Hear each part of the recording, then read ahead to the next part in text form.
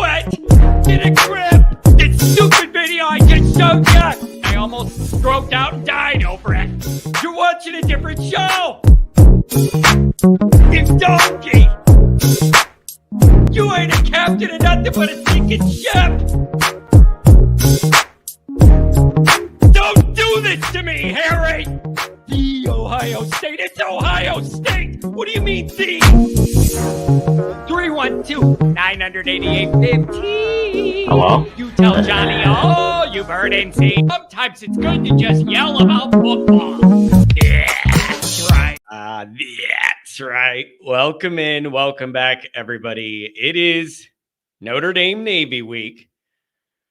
There's a lot on the line. And it feels weird, and the whole thing with Navy feels weird this year, and they're getting pumped up and talked about and undefeated, and Army's undefeated, and Florida State's horrible and probably going to lose again to Miami, and USC has problems, but Navy and Army are trending up, and Notre Dame's kind of in line for the playoff and has a lot to play for, and this is just a weird year, you guys. It's just a weird year in Notre Dame. I'm telling you, I was telling Mike this on the Patreon earlier this week. I don't remember feeling this disjointed in a Notre Dame season that I've been covering ever. Usually the narratives are pretty darn clear of where Notre Dame's at, where they want to go. Like, you have a pretty good idea of it. You just don't this year. And the schedule's a part of it, how we've played and looked is a part of it. What happened week 2 is a part of it. It's all a part of it. This is the most bizarre year. Dr. John, what's going on? He's holding his place as first in line. Here's the deal, you guys. We could go anywhere you want to go. Keys to the Navy game, predictions for the Navy game. Are people over worrying about it? Are you under worrying about it? Maybe that's a fair question I want to ask the group too, you guys. What is the appropriate, I don't want to say concern, but like, what is the appropriate level of respect for facing this Navy team? Like that, I genuinely want to know that. Is it the same as it is every year for you? Are you cranked up your anxiety at all because they're having a better year and can throw the ball a little bit? Like what is, I would just love to know what you guys all think about this game. It's what was Notre Dame when I looked yesterday, an 11.5 point favorite, something like that. Like I don't even know how you judge that with Navy and the way they play and everything else. And it's just it's just really interesting. So it's a weird situation. Here's, oh man, Sean, listen, I respect Navy. I respect our history with Navy. Spare me. Oh, John, do you need a World War II history? Let's spare me. I know all of it. I respect the Navy. I respect the academies. I do not like this game. Both can be true, you guys. I can respect Navy and not like this game. It is just, I don't like just that your mistakes are magnified, shorten the game, less leeway, less margin for error, like all of that stuff with they eat up the clock, all that. It's just, I don't like it. All right. So aesthetically, my least favorite game of the year. And I mean that genuinely. Aesthetically, it is my least favorite game to watch Notre Dame play every single year. It is annoying. So whatever. And so here's the other thing too, you guys. With their schedule, it's really hard for me to be able to gauge what the realities are here. It really is, because who am I supposed to gauge their undefeated season off of? Is it Memphis? Is it Temple? Those are like the two highest level teams I saw on their schedule that they've beaten. Memphis and Temple. Like, I can't get an idea of that either. Fall break did come at a good time for this game for Notre Dame. So, and Freeman did say they had extra time to go over stuff because they're on fall break. I know they hit it in the bye week. They were practicing against Navy, doing all that. And I just think it's an interesting thing. We got a few phone calls already, so let me get through a couple things early, and we'll go to the phone calls.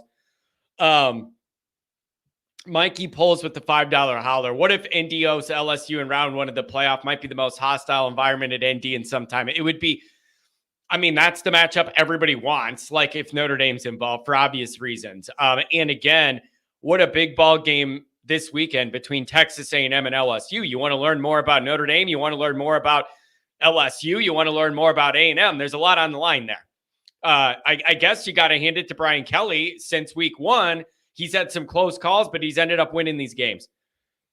I would argue the referees have helped LSU a lot, but they have ended up winning these games. So right now they have no SEC losses. So it's going to be really interesting to see what that's like. Yeah, more like LSU hosting Notre Dame. Yeah, that's a whole different story, right? That's a whole different story. You're going there. So it would be really, really, it'd be really, really interesting. So let's see what we got going. And then here's the other thing, you guys, with this. I can't miss this chat. Super chat from the B1 Rotate. Did you know Notre Dame isn't in a conference? I felt like they gave Freeman crap at the end of the game for running up the score, as they were telling us all game they needed to run up the score. I don't know. Dude, SPF, I watch every one of these games. I'm telling you, man, there have been some favorable calls that overchange game-changing things for LSU's way. I started it by giving them credit for winning the games. They're winning the games, but my word, some of these game-changing calls that have been made have really helped LSU. I've watched every game, man. And you know I'm rooting against you, but I'm being fair when I say they've gotten some really good calls, some favorable calls, man. Overturned turnovers, game-changing calls they've gotten. Unbelievable. And you know what else, too? You know what's weird? Notre Dame's all mad about their horrible loss to Northern. I know it's USC, but LSU's got to be mad. Look at how bad the loss they have looks. They lost to USC. That looks like one of the worst losses in America now, too. I know it's not Northern, but you can't be glad about that one. Oh, my gosh. Anyways, Sean says, I know the history. Still doesn't mean we have to play them. I'm sorry, you guys. I understand. I respect the history and all that. This is my least favorite game for Notre Dame to play. And Tex ND says, NIU will haunt Notre Dame for real for a long time. I've been saying this forever. Certain losses weigh more than other losses.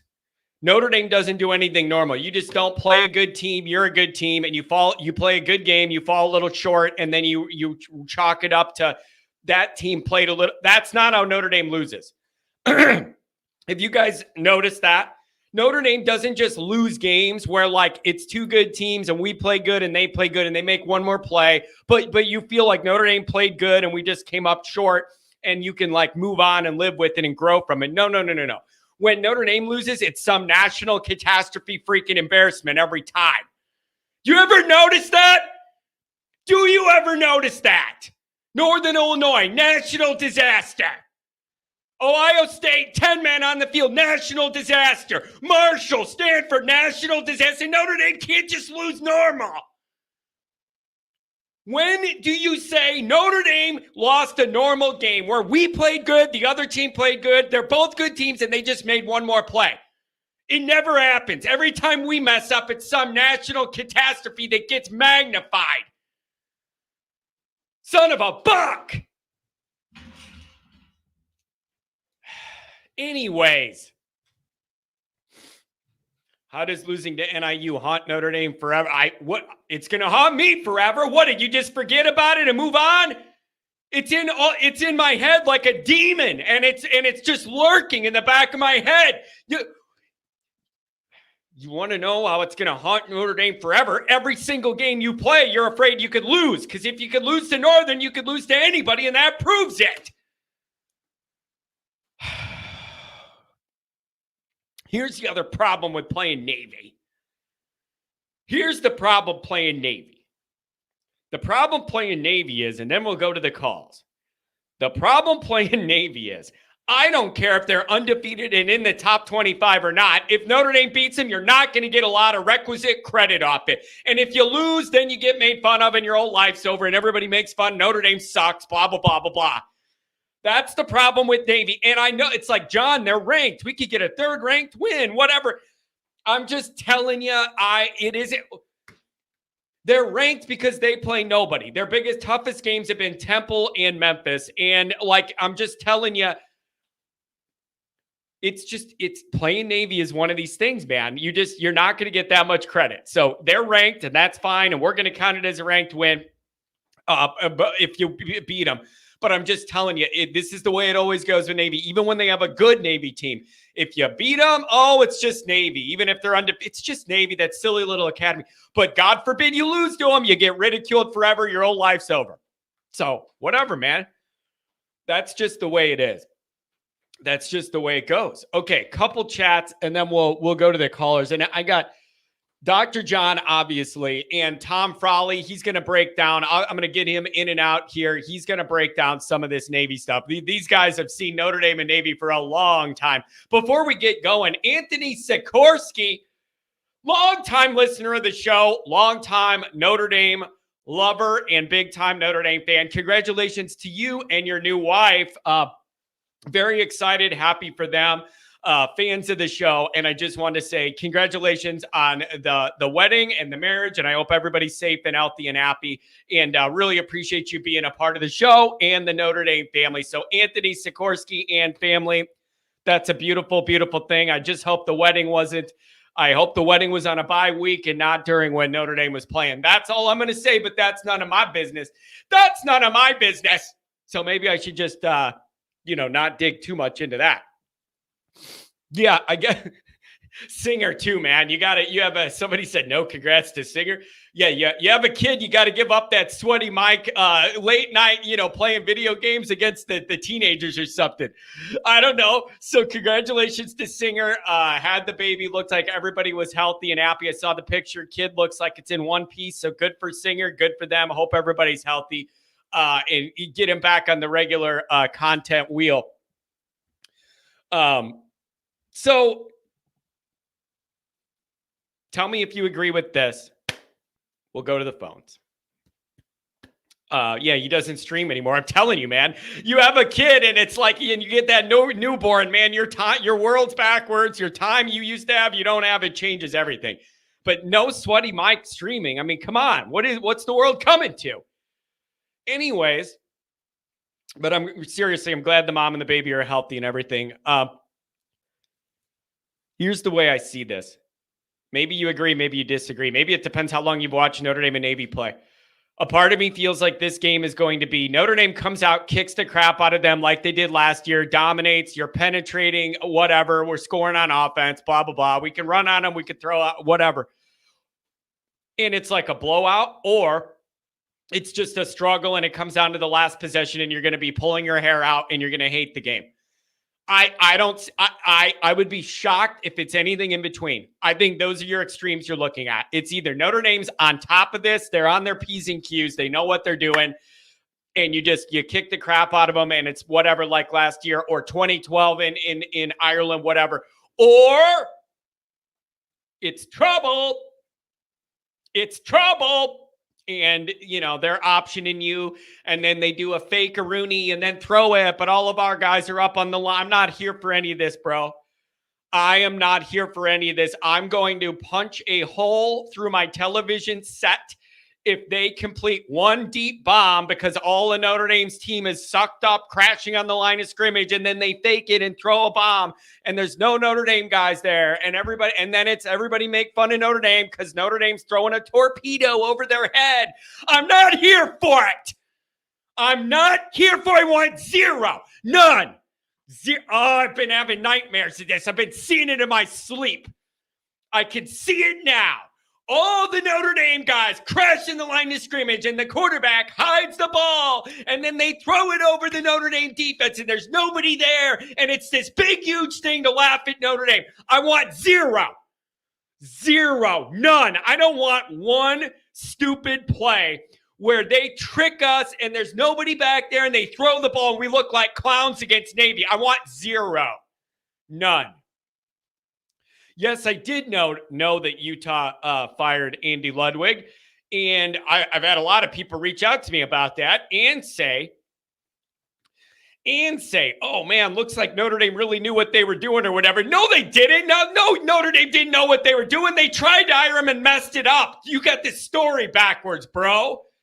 I got a couple messages about this being like, oh man, looks like Notre Dame knew what they were doing after all. We screwed up the hire, you people.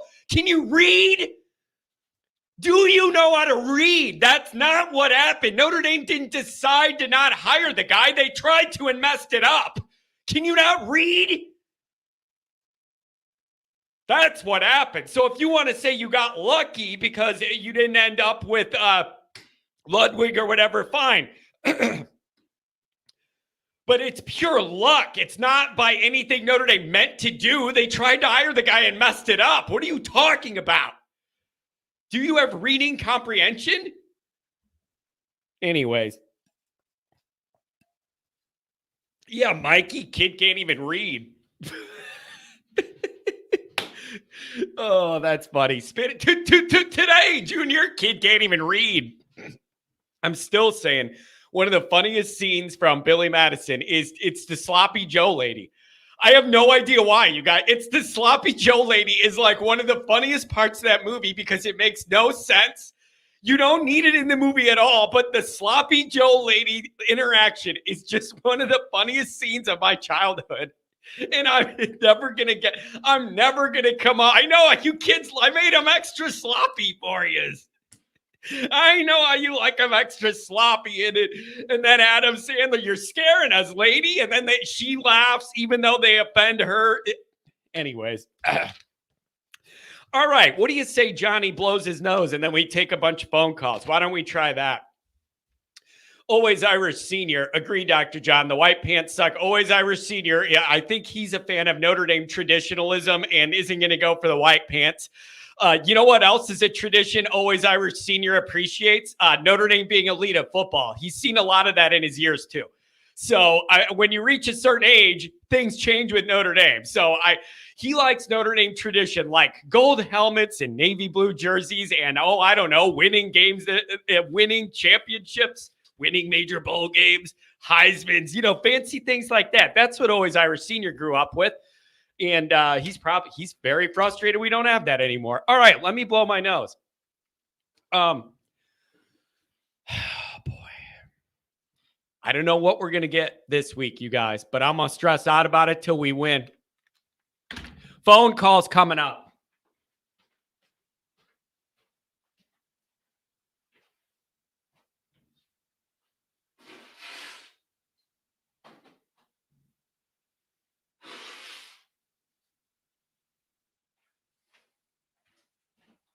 All right, here's what we're going to do.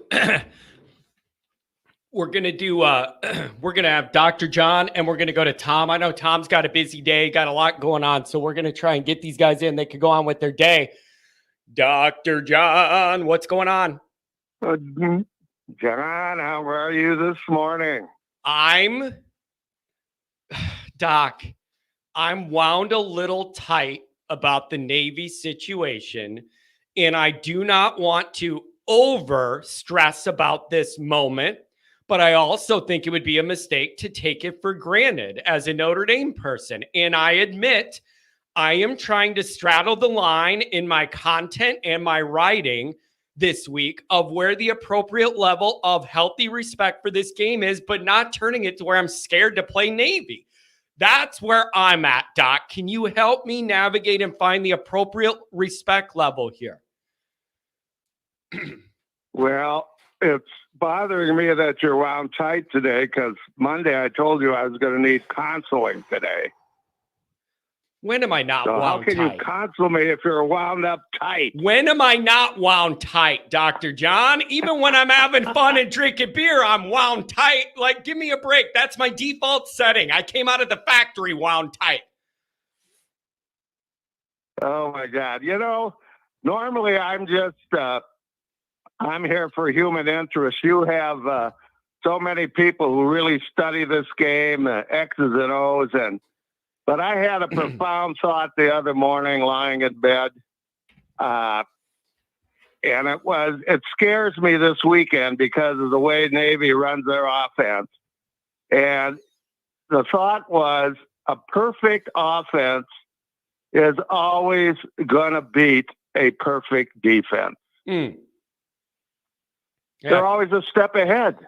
That I've always thought about that. Like theoretically, an offense should always have the advantage because you know where your play's going, right? So unless you're Michigan, the last few years, you don't have the advantage because you don't know where the play's going. So Navy runs this offense and they just run it so well. Well, look, what are they? Number 2 in rushing? Put up a lot of yards. Is that where they are? A lot of yards. Something like that. Yeah, and I started thinking about this, and I really think the key to this game is the defensive line disrupting things right away. Yep, penetration. You've got to push these guys back into the play. Yep. You know what else, Doc, I think about?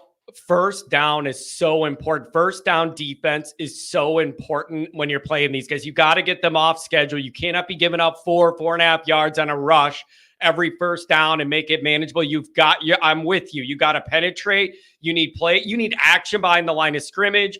And Doc, here's what else I think about. And I think this, Tom, you're right. Navy has not played anybody of note. I can't, it's hard to look at their schedule and make these comparisons. They have not played anybody. It makes me a little anxious that you have a lot of youngsters out there for Notre Dame's defense out on the edge and some of those linebackers. And they're younger and it may be some of their first action against this type of offense. And that is a little iffy to me as far as them knowing their keys and being disciplined and their eye discipline and being where you need to be and doing what you need to do with younger players. Sometimes that could be an issue the first time you play Navy or the second time. I don't know. Yeah, I had first down written down here on my agenda. Yep. I think the difference has to be we just have more talent than they do. And these young kids that are having to play now have to show that. They've got to show up on Saturday. Yeah. Yep. Yeah, you're absolutely right. And I actually wrote about that too. I did like a keys to the game thing in Sports Illustrated. I don't know when it's going to post. I submitted it late last night.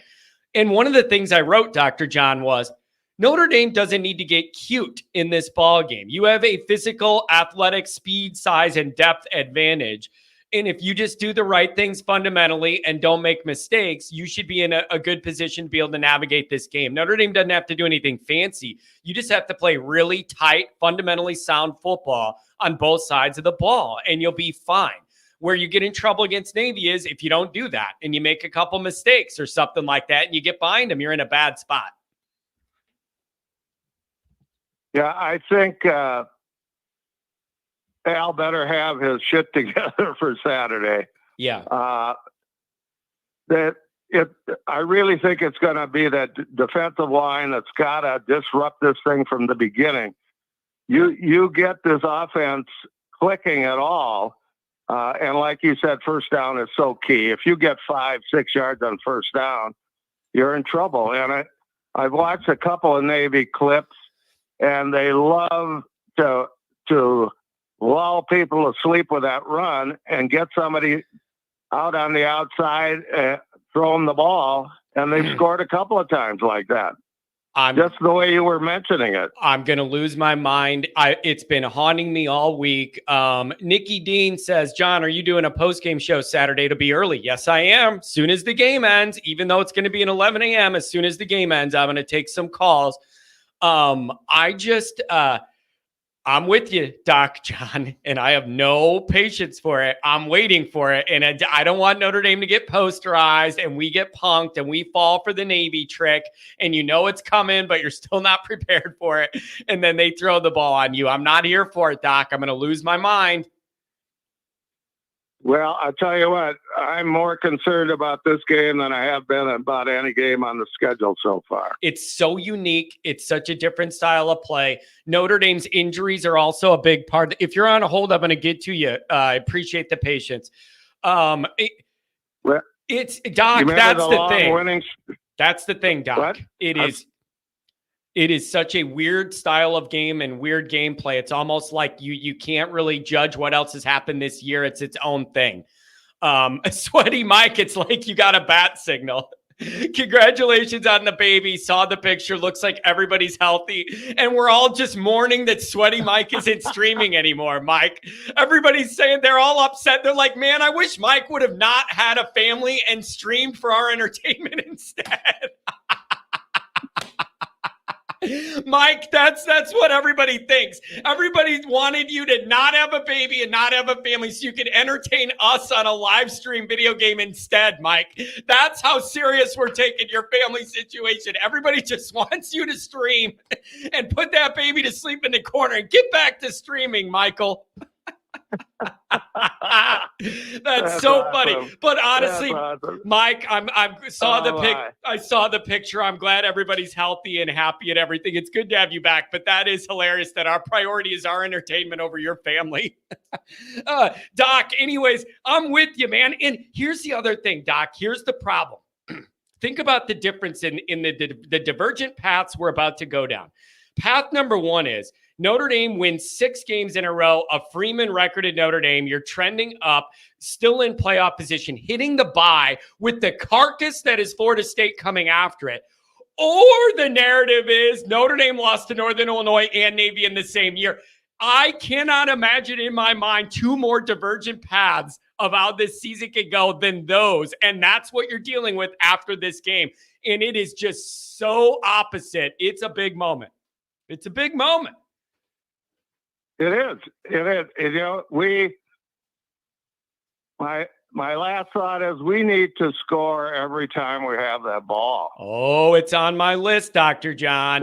No 3 and outs, no turnovers. You can't have a holding penalty and then the whole series is screwed. No. You can't do it. Don't do it. I got to believe Love has got to be the key to this game, too. I would like to see him get about 150 yards. I don't know if they'll give him enough touches, but yeah, that would be so nice, so nice. Yeah, it now, would the be. The last thing, John, is here's what I needed counseling for. Okay. I am the least superstitious person I know. Yet why does it bother me when somebody's getting too optimistic? It shouldn't have anything to do with anything. I think it depends. Help me. No. It depends on who is the optimistic party. That's the difference, Dr. John. If it's someone who's like glass half full Notre Dame fan, picks Notre Dame to win every single game, whether they're favored or not, or who they're playing or what the situation is, then that doesn't make you blink. But if it's somebody who's like wound tight or like worried about Notre Dame all the time or picks against Notre Dame all the time, and then they come around to being fully confident out of nowhere, that's where it's a red flag because you're like, whoa, where's it coming from with this guy? That's where it would be a red flag to me. I agree. Here's my last thought. You know, I root for Navy every game they play except for this one. You know, I was in the Navy, so I always root for them. I remember when I was in the Navy, you know, the beginning of our winning streak took place the year after Staubach left. I don't know if Staubach was the last to beat us before that streak started. You were going to say, I don't know if you remember. Sorry, dude. I was minus 30 years old, bro. Yeah, I know. Hey, that was. Sorry, you were going to say, if you remember. No, I don't. I was minus 37 years old, bro. Yeah, I know. It's funny. I know exactly where I was. I was driving through Baja, California. Oh man! And I could get the game on the radio on one side of the mountains, I couldn't get on the other side, so I was going like 15 miles an hour when I had the signal. Then I was going about 70 when I couldn't get the signal. Anyway, that's the human interest for today, John. I appreciate. I will check in Friday and Saturday after the game. Beautiful. Oh, one more thing. You mentioned that person left Notre Dame off the AP ballot. Yeah. You know, that person apologized. You saw that, didn't you? Yeah, I did see it. It does bring up a couple of questions. I did see what she put on Twitter about the situation. I'm not sure what the realities are. She made it seem like she accidentally put the wrong selections in her order and submitted them. But I think she forgot all about Notre Dame altogether. Those are different things, Dr. John. If you manually filled out your thing the wrong way, that is different than totally forgetting about Notre Dame and then just saying you accidentally filled it out wrong.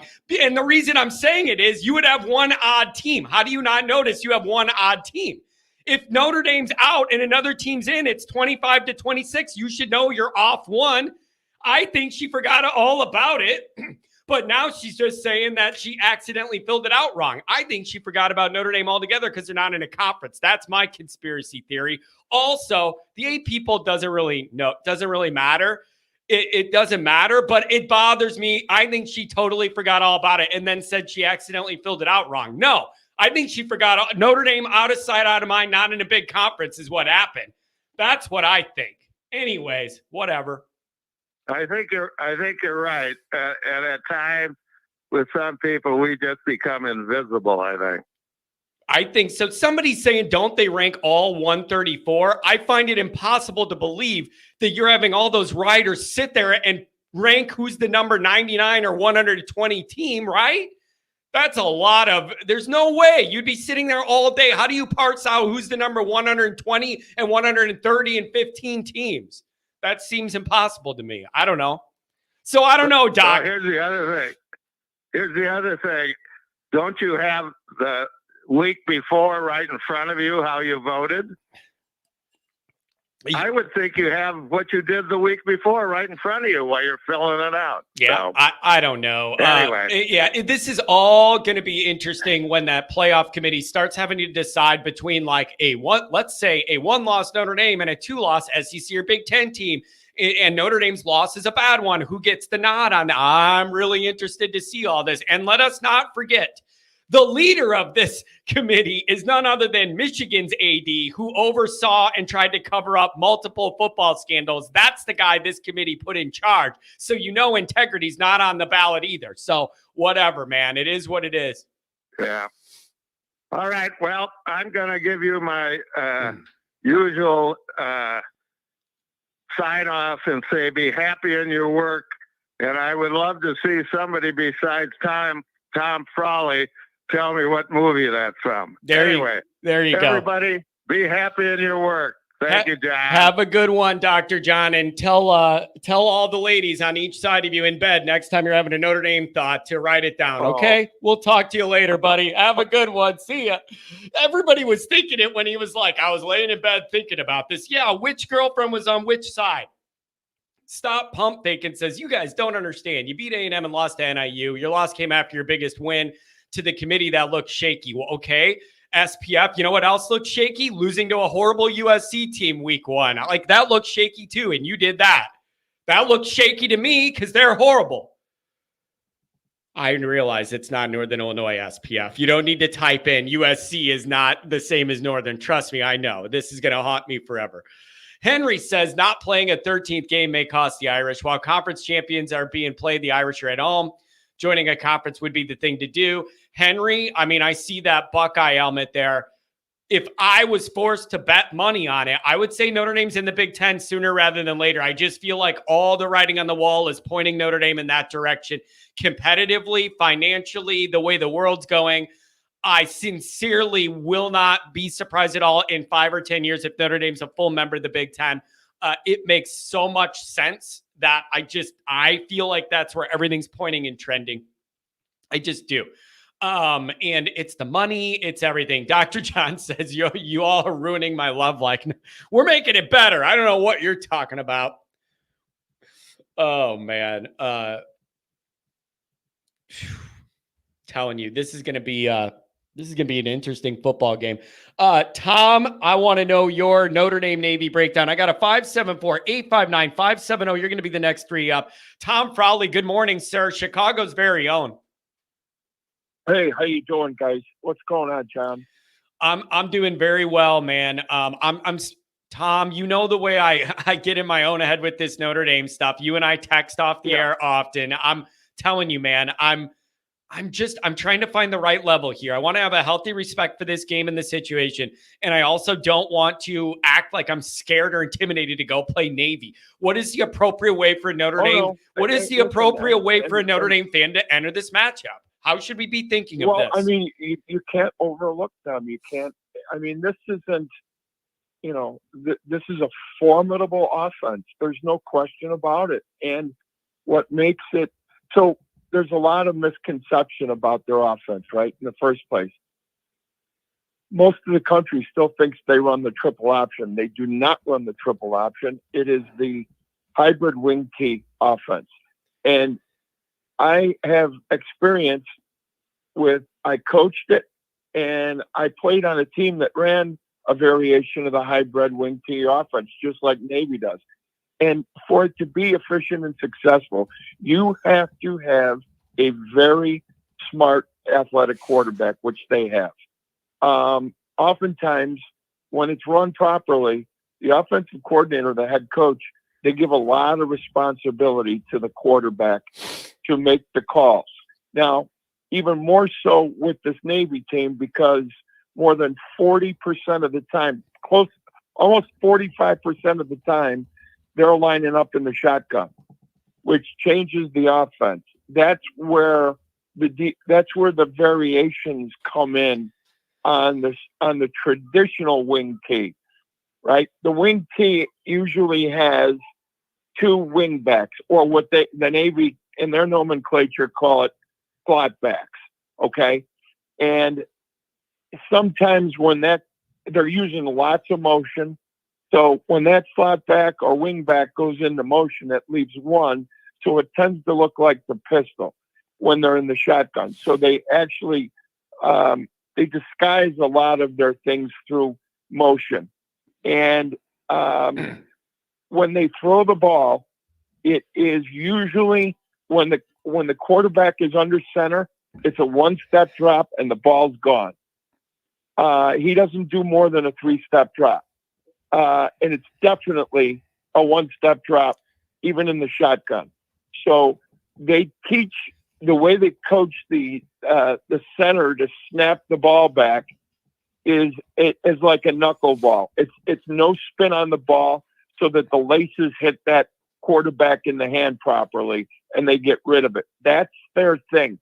Then they figure out, okay, he sees how the defense lines up, and usually they try to get to the boundary side or the perimeter side as quickly as they possibly can because you've got more room.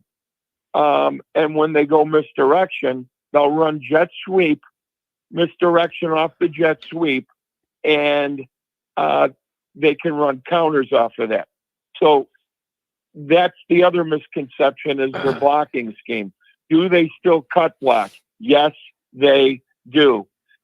The cut blocking rules in college football changed in 2019, but you can still cut block between the tackles on the line of scrimmage. As long as you're in the tackle box, you can still do that. Interesting. And that's what they do. So that's what makes them dangerous. Okay, let me ask Tom against bigger, stronger, athletic people. Let me ask you this. You went over some of the nuance of their offense and some of the things they try to do to trick you or deceive you or give you eye candy or motion for you to not know, right, which way the ball's going, who's getting the ball, blah, blah, blah, blah.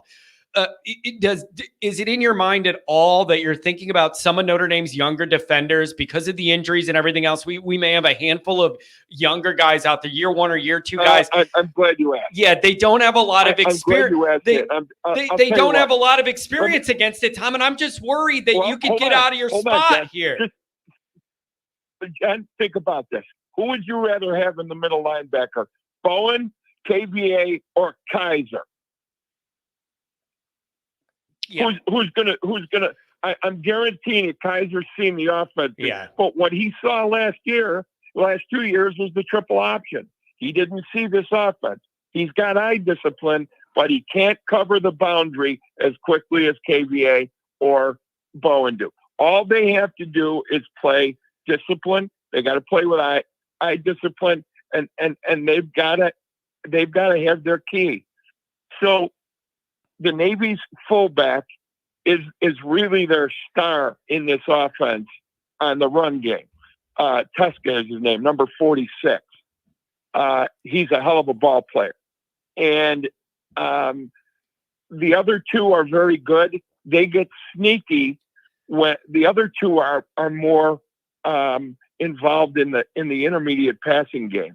They'll get behind the linebacker or a cornerback, and he floats the ball. He doesn't drill the ball. He'll throw the ball into an area based on misdirection, knowing full well, or he's almost positive that it's been overlooked and it's not going to be picked up on. So the last 3 games that I watched, I don't know why these teams were playing man defense most of the game, and that's where they got burned. I think Al Golden is going to come out like he did last year. He'll play a lot more zone.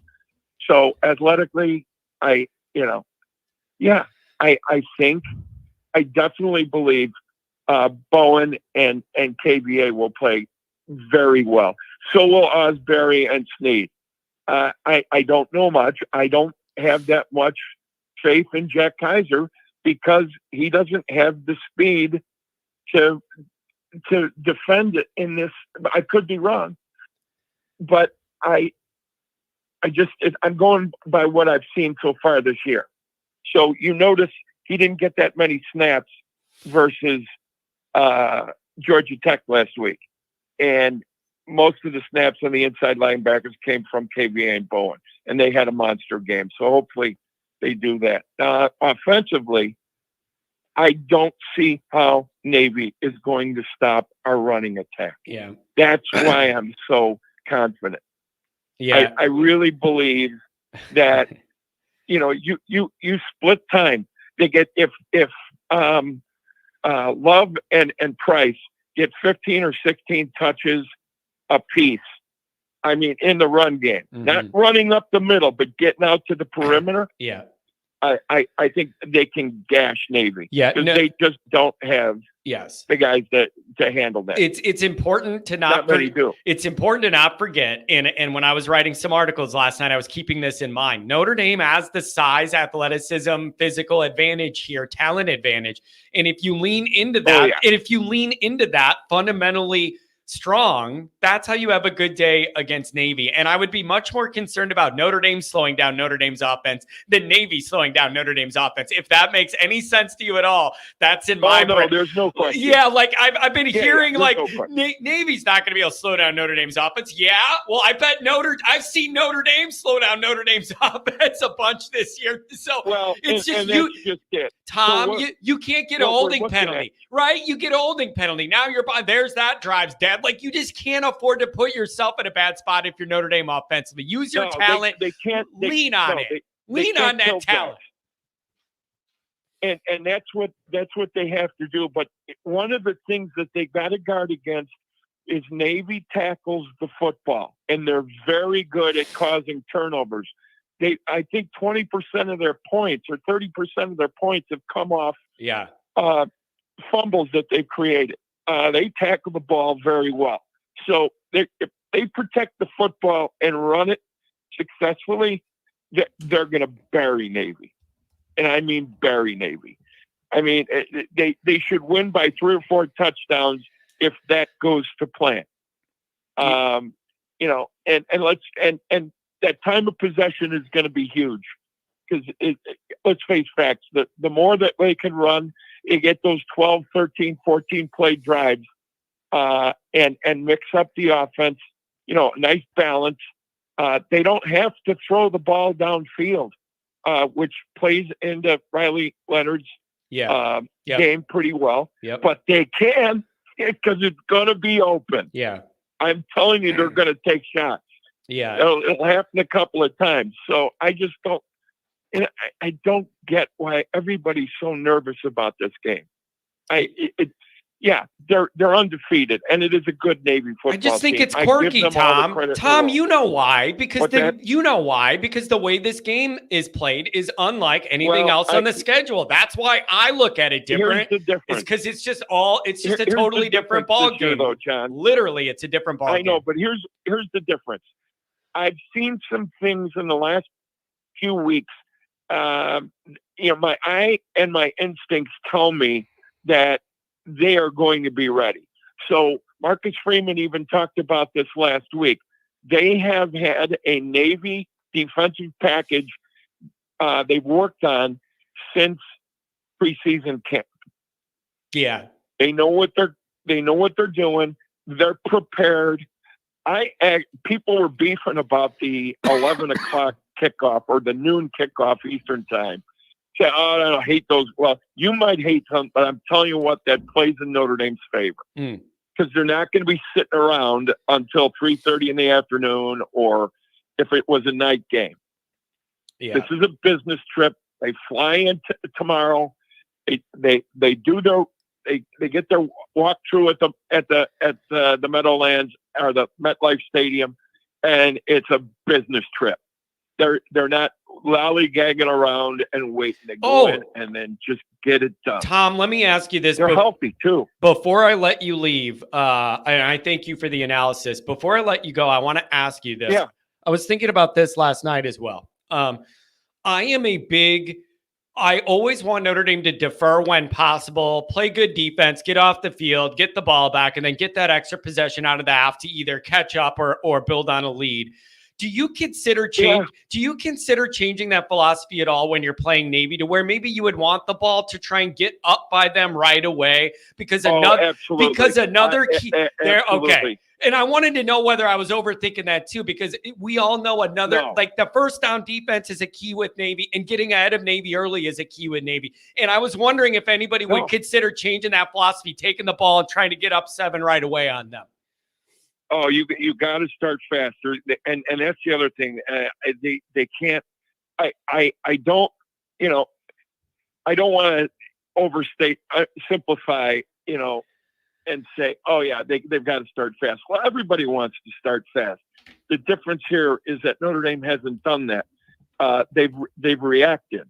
So I think it's imperative, if they can get the ball first, they do it and just take care of business. As far as what Al Golden does, and this has been his modus operandi all year, is he comes out in that vanilla package in the first series against the opponent, and then he waits to make his adjustments.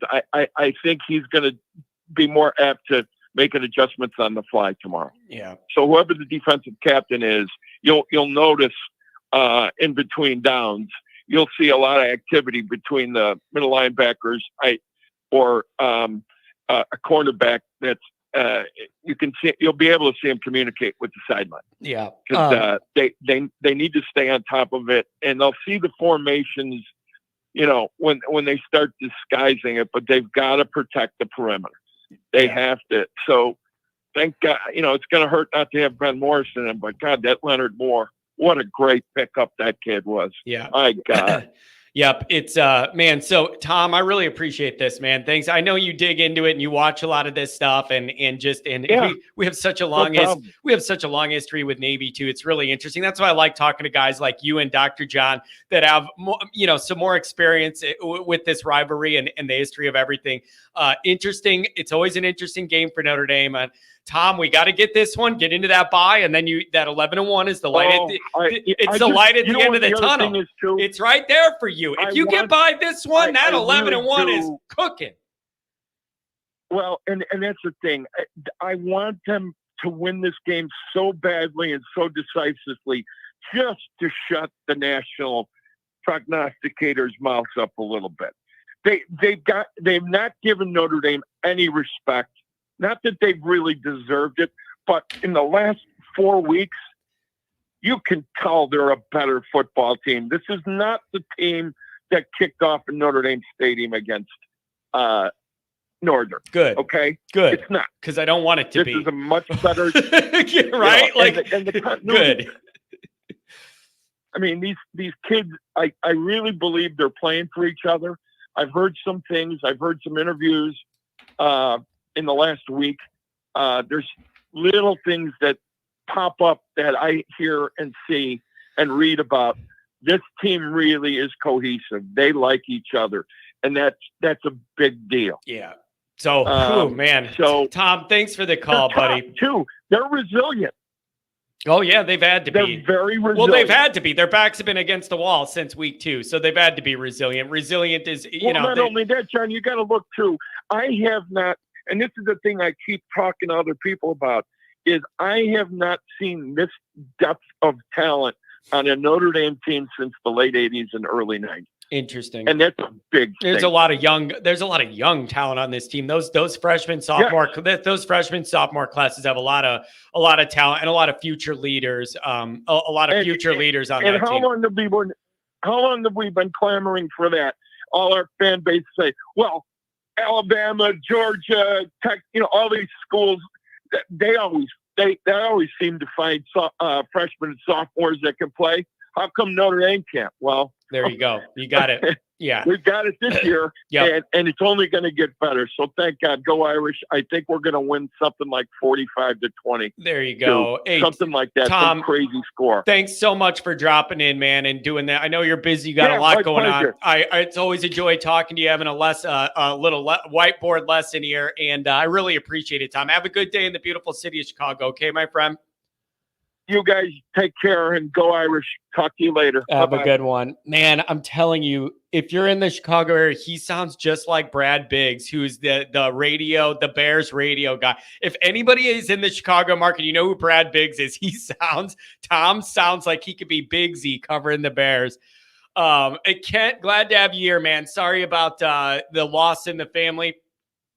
If you would accept it, I would offer you to get a candle lit in her honor over at Notre Dame. And if that's something that would matter to you or you would appreciate, even if it's not going to be an Ohio State flavored candle, but it would be a Notre Dame one, I'd be happy to have one of the grounds guys light one in her honor if that interests you. And for now, I'm going to go blow my nose. I'll be right back. I'm going to blow my nose, not put blow in my nose. Those are two different things. Don't get it twisted. Be right back in 2 seconds. Going back to the calls.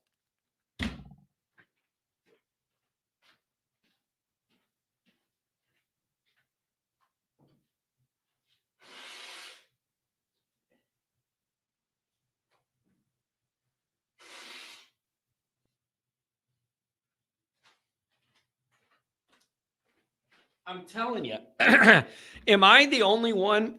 Am I the only one who gets this sinus stuff? Whenever the weather goes from warm to cold, I get it.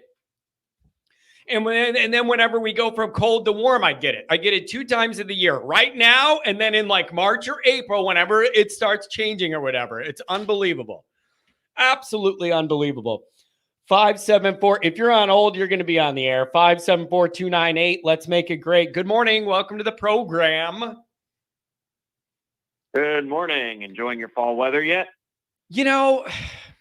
I am. I just wish it wasn't killing my sinuses, but it did cool off big time here. It's been like the 80s still, and then it cooled off over the evening. So we're getting by. Yeah, the allergies this year, they said, have been the worst in the last like 5 or 6 years or something like that. Yeah, and you know what else too, man? Yeah. It's been so dry. I think that's another part of it. We haven't been getting any rain, and it's all dusty, and then it's just, I feel like it's like a dust bowl or something. I don't know. I don't know. It's been on and off recently at least for South Bend anyway. I mean, the leaves are falling like crazy, like they do every year, but it feels like it's still feels like it's early September for some odd reason. Yeah, it's hey, ride it out while you can, because it's going to be cold and dark for like 5 months. Whenever this ends, it's just going to be dark for a bunch of months in a row. So what do you make of this, man? We've seen the Navy game. We've been around the Navy game a long time. I want to know how you're thinking of this game. I don't want to overdo it. I don't want to underdo it. I want to find a healthy respect level for this matchup. How are you viewing this in your mind? So everybody around me is not worried about this Navy game because it was all confirmed by us that they were practicing for the triple option during the bye week. And be lucky we didn't play Navy our third or fourth week, because the way they're playing, they might have actually probably surprised us. But because the way our schedule worked this year, I think we'll be fine. I don't think anybody is talking about Army, though, and that's the game that worries me more than this game. Yeah, well, I mean, I'm not talking about Army because I got to worry about what's in front of me before I worry about the game that's second to last, right? Like it's on my radar too, but I got to worry about Navy. And to be honest, if you lose to Navy, I'm not worried about Army anymore because the whole season's screwed anyways. So I'm not going to double worry. I'm not going to double worry about something I may not have to worry about, right? I know, but hey, when you got, a fullback that's the star of this Navy team, that's not going to be worrying me as much as a quarterback that looks like the reincarnation of Roger Staubach that's playing for Army right now. Yeah, I know. So, man, it's just, but what are the odds, man? No one in the world would have bet that if you got to this point of the year and you said, look at our schedule, there's 2 ranked opponents left, that it would be Army and Navy both undefeated and not Florida State and USC. But here we are, man. College football, you never know what you're going to get. I'm all for it, actually, because this is why you appreciate college football more than you do the NFL, because more than likely the NFL is more consistent on who's good and who's bad. College football, you don't know who's going to be, in that top 10, top 15. I mean, I said it since I think week 3 or week 4, Indiana's better than people give credit. And all last week, Nebraska fans were talking trash on social media to Indiana fans. And Indiana immediately responded. Ooh, dude, that game I figured Indiana was going to win. That game was surprising to me. They piled it on. Whoa. And my wife's an IU my wife employee right now, and she has a couple coworkers that are Michigan and Michigan State fans, and she keeps taunting them, saying, "Oh, we're coming." Man, this is it's interesting. And you know what I will say this though, don't you kind of like having a different team in the mix for the Big Ten that's like undefeated and at the top of the ranking? Like, it's really nice to see Michigan not anywhere near it and see a new team in there. I kind of like it. I mean, I guess if you count Oregon, that's a new team too, right? But you know what I mean.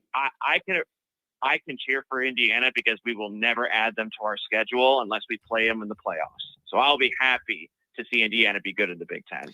Yeah, I welcome it. Man, that's interesting. It's been a while. Where does Signetti came out of nowhere? I'm seeing people with the cigarette shirts and it says Signetti, but it looks like a Marlboro Red Pack from the old days. I love it.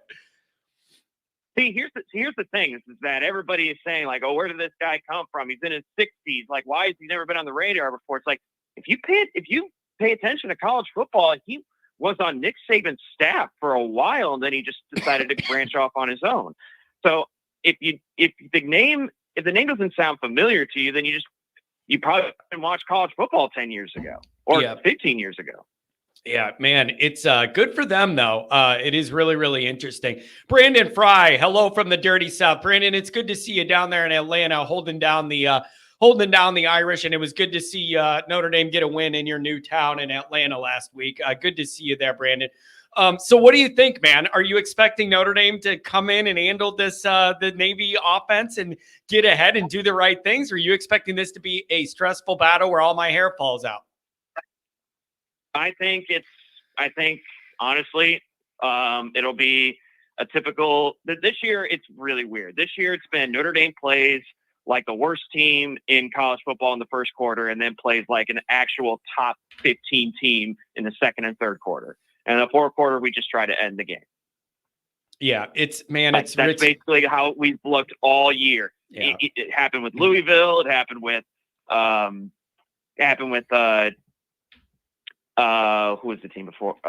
Happened with UMass. Like, we play like crap in the first quarter. Then second and third quarter, we play like we should have played. Or Miami, Ohio, you mean? We did that against them. I think that's what you meant. Yeah. Miami, Ohio. Yep. And same thing happened this week with Georgia Tech. We literally played like a crap team in the first quarter, and then second and third, it's like, oh, that's the Notre Dame team I'm supposed to be cheering for. But man, I keep thinking about the divergent messaging and narrative after this game. It is either Freeman's on his longest winning streak of the year, you're trending towards the playoff, entering a bye, everybody feels pretty good about it, or you lost to Northern Illinois and Navy in the same year, and then you have real problems. Like, the outcome narrative here from this game on a win or a loss could not be more divergent. This is it's just a big week, man. You can poo-poo it all you want. It's little old Navy or whatever, but where Notre Dame's at in the schedule and what they have on the line, it's a big moment. I need Notre Dame to be prepared and be ready. Even the young guys, they're going to have to be disciplined and play a good football game here. Well, I think they will. I think this defense is very mature for the roster that we currently have. I think the kids are way more athletic than we've seen in the past. So I'm not too worried. I think that we'll be okay. My biggest fear is we always deal with injuries after we play Navy. Yes. And we're already beat up.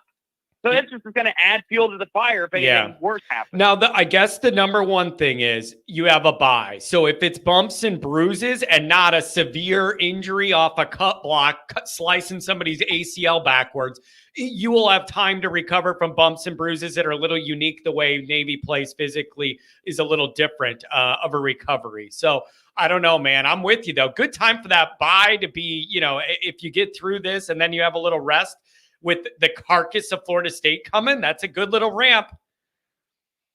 Take that bye week, too, to study Army, even if Florida State's in front of you. I mean, Florida State is I don't think they're not.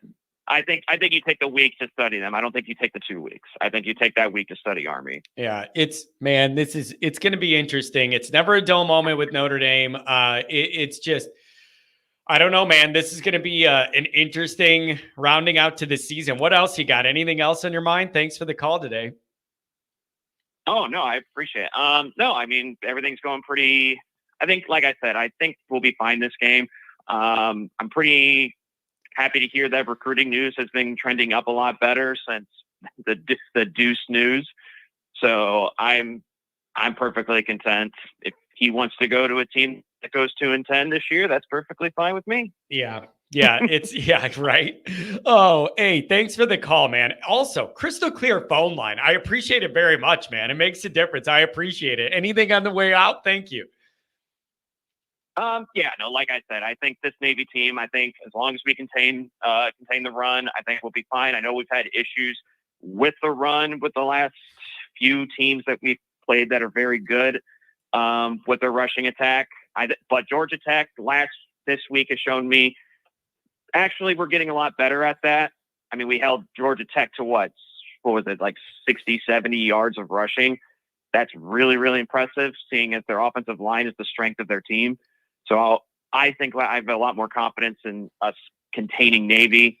I said, just do your job, stay focused. I think we'll be fine. I love it. It's a good recipe. I like it.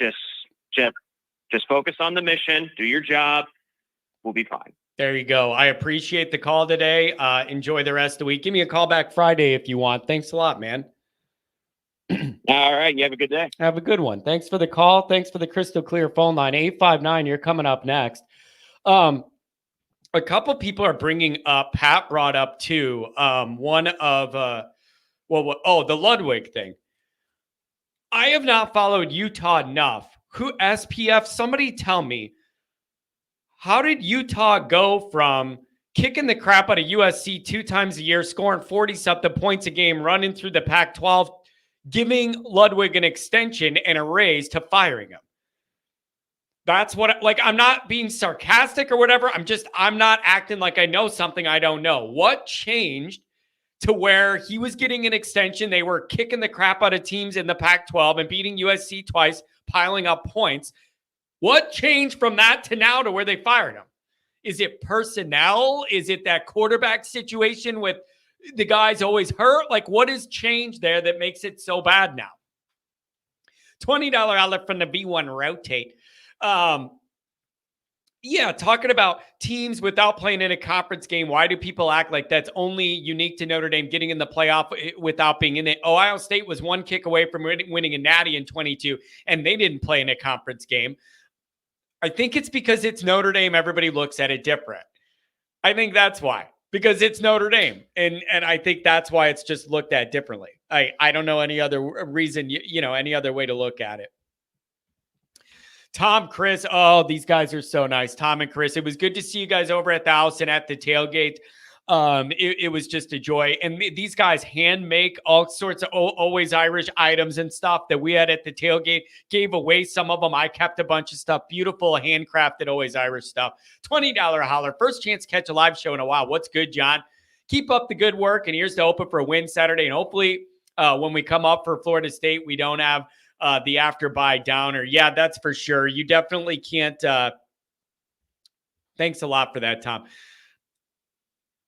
With Florida State, they are so down and out and so bad, and I fully expect them to get their brains beat in by Miami too this week. They're so beat up or whatever. It would be a humiliation to lose to Florida State at your place. Are you out of your mind? Like Northern Illinois was humiliating in its own way. You can't be a team that gives Florida State a win. Are you outside your mind?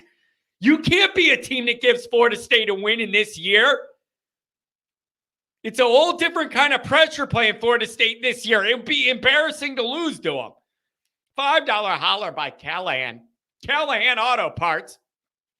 I want Notre Dame to come out in green the first play, run an option, then the next play, throw it 50 yards. Go Irish, son of a buck. That's my new favorite phrase. It just feels so good. I relieve the stress when I let that out. It's a beautiful thing. Thank you for the donations, you guys. Going back to the phone lines in a moment. Kent says, I definitely would appreciate that, Johnny Boy and Irish family, and whoever light the candle, tell them to light the blunt with it. Heavy smoker loves Snoop. Granny on the P's and Q's. I don't know. Gosh, Kent. I'm sure that's been done before, like really late at night, but I not on my watch. I've seen anybody go into the grotto and light a Snoop with it one. But I can get my stadium guys in there. I just didn't expect that from your granny, Kent. I didn't expect it, but God bless her, man. I'll get a candle lit. I'll have our grounds guys go over there and light one, man, and it'll make me feel good to do that for you, man. Tim, what's going on? It's been a while since you called, Tim. Everybody else on hold, I'll get to you. 570-574-412-562. Tim, what's going on, buddy? Hope you're feeling better. Oh, I'm fine. I don't feel that bad. It's just annoying, man. It's just annoying to blow your nose and hack up everything every 2 minutes. Tim, what do you make of this week, man? What are you thinking? I got 50 plus years in this rivalry. In fact, the first game I ever went to, I was 12 years old. It was Navy. We blew them out, thank God. But keep in mind on this that our usually flat game was last week because that's right after midterms. We're on fall break this week. Extra meetings, extra practice time. Yep. That gives me hope. That don't underestimate that, because if you look back in the last 15 to 20 years, we were always down that midweek. Trust me. Even in '88. We were a chain link away from almost losing to Navy, as great as that team was. Navy's going to bring it all. But let's break this down. You made a good point. Look what they've compiled these stats against. There's not one team ranked in the top 25. There's not a Power 5 team they did this against. If we cannot beat this team, and how many people are going to get drafted off Navy? Thank God for their service to our country. How many are going to get drafted versus how many guys are on our roster that are going to get drafted? Now, full strength, I wouldn't even be worried about this game. All the injuries could catch up with us. I'd like to have our shutdown corner. He's not there. But for the love of God, if we lose this, I'll go into state of pressure, because you're looking at possibly at best an 8-4 year minimum. Yeah. Well, are you thinking that I don't even want to worry about Army. I don't even want to think about Army yet. I want to get through this No, one. and that, hey, by the way, remember I got a piece by you, and everybody thought this lunatic Tim called in about me doing that. Even Andrew ripped on me. Oh, why do you want to do that cross country shit? Would you like to play that week 0 versus what we got to do now? And if you don't know the history, and the God love Packus, he gets the history of Notre Dame USC. We've got to do that game and then go to Horsey. And Horsey, how many years? That's 5 titles I'd have more if it wasn't for Horsey. Horsey. Oh, that's so funny. Dude, they're struggling, man. USC is down and out. You're losing to Maryland. John, you're losing to Maryland. You're losing to Minnesota. For the love of God, let's get there not having to lose a game. Please. For my sanity and my old age. Please. But you know damn well, unless they're all just checked out, and maybe it's a different era, they'd love nothing more than to ruin ND's season. Because that could be on the line for ND to get in the playoffs. Yeah. Yeah. And did you see that? Did you see who we might have to play? Let's say we win it. I've seen the seeding. Guess where we could maybe have to go? This will bring back horror stories for me in the 80s. Where are you going to line up and where are you going to go? Miami. Yeah, I thought you were going to say that. It's man, they're beatable though. That is not a Miami team. They're a better Miami They team. have 2 losses. They've been begging for losses so many weeks, and they just aren't catching them. And the schedule is not particularly tough. I don't believe they even have to play Clemson in the regular season. That would be in the ACC title game if they matched up. And it's really, really interesting. So I don't know, Tim. Are you nervous at all about some of Notre Dame's young defenders making mistakes against Navy, or am I over worrying about that? That is one concern. No, you're right. Well, I didn't realize. I haven't seen them play, to be honest with you. I didn't realize they had. If you're telling me that they can do that fake and go over, that does worry me because we don't have our full secondary. But somebody made the good point. Our defensive line's got to control this, and we got to manhandle them on the offensive line. Guess what's the big problem there?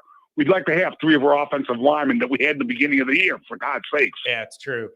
Yeah, that's true. And dude, you are right, though, Tim.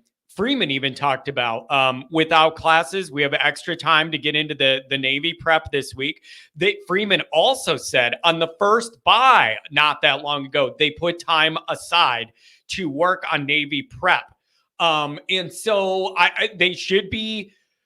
I don't know, man. I don't want to over worry about this to where I'm like some little baby. We're Notre Dame and I'm worried to play Navy. I don't want to be like that, but I don't want to totally overlook it. And I think that's a mistake too. And I'm struggling to find the appropriate respect level for this game, man. I genuinely am. That is my struggle of the week, finding the appropriate level to be at here. I agree with you 100%. But what if we lose? Where the hell is the state of our program? Because if we do, what I said, how many losses, then everybody's going to want Freeman's head. Then where the hell are we? Tim, I've been bringing it up all week. The 2 outcomes here are a 6-game win streak, the most of the Freeman era, entering the bye in playoff position with a deceased Florida State team coming out of the bye, or you lost to Northern Illinois and Navy in the same year. What are we doing here? Your life is over. It's rough. It's rough, man. You don't have an option. You can't turn down that road. Win this stupid game. Yeah, that one. And there's only one, and who knows? It's our last home game. Excuse me. There's not an easy game on that schedule. There's not. If we don't play our A game, and like the other caller just made a good point, and I know that historically too. Every time we play Navy, we're banged up and have. If you look at our winning percentages after we play Navy, thank God for a bye week, are not good. So let's pray to God. We've had enough injuries, for the love of God. Yeah, I know. Let's get out of that healthy. Yeah. We cannot have that. Because what do you think? Oh, Florida State. Yeah, they have a love for Notre Dame. Really? How do you save your year when you're playing shitty? Oh, okay. Let's go beat Notre Dame at Notre Dame. You can't. You just can't. That team, you cannot be the one that lets them get off the floor and do. I'll be you at just home. can't. You can't. If we go 1-4, I'll be at home.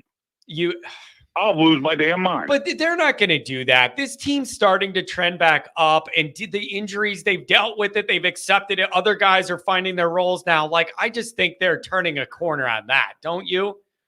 Come on. To a point, I get you that. But here's the thing. You get injuries, you're out a week or two. Look at our injuries. They're all for the year. Yeah. It's, man, it's, Tim, I don't know. You know what? We I am need glad. Leonard. Hey, this is wait. Here's the other thing we could say on this. Hey, Mr. Leonard, we paid you this $2 million. Let's be the star quarterback you are. Let's take this team on your back and produce some wins. I think that's a fair request, not the $2 million. There you go.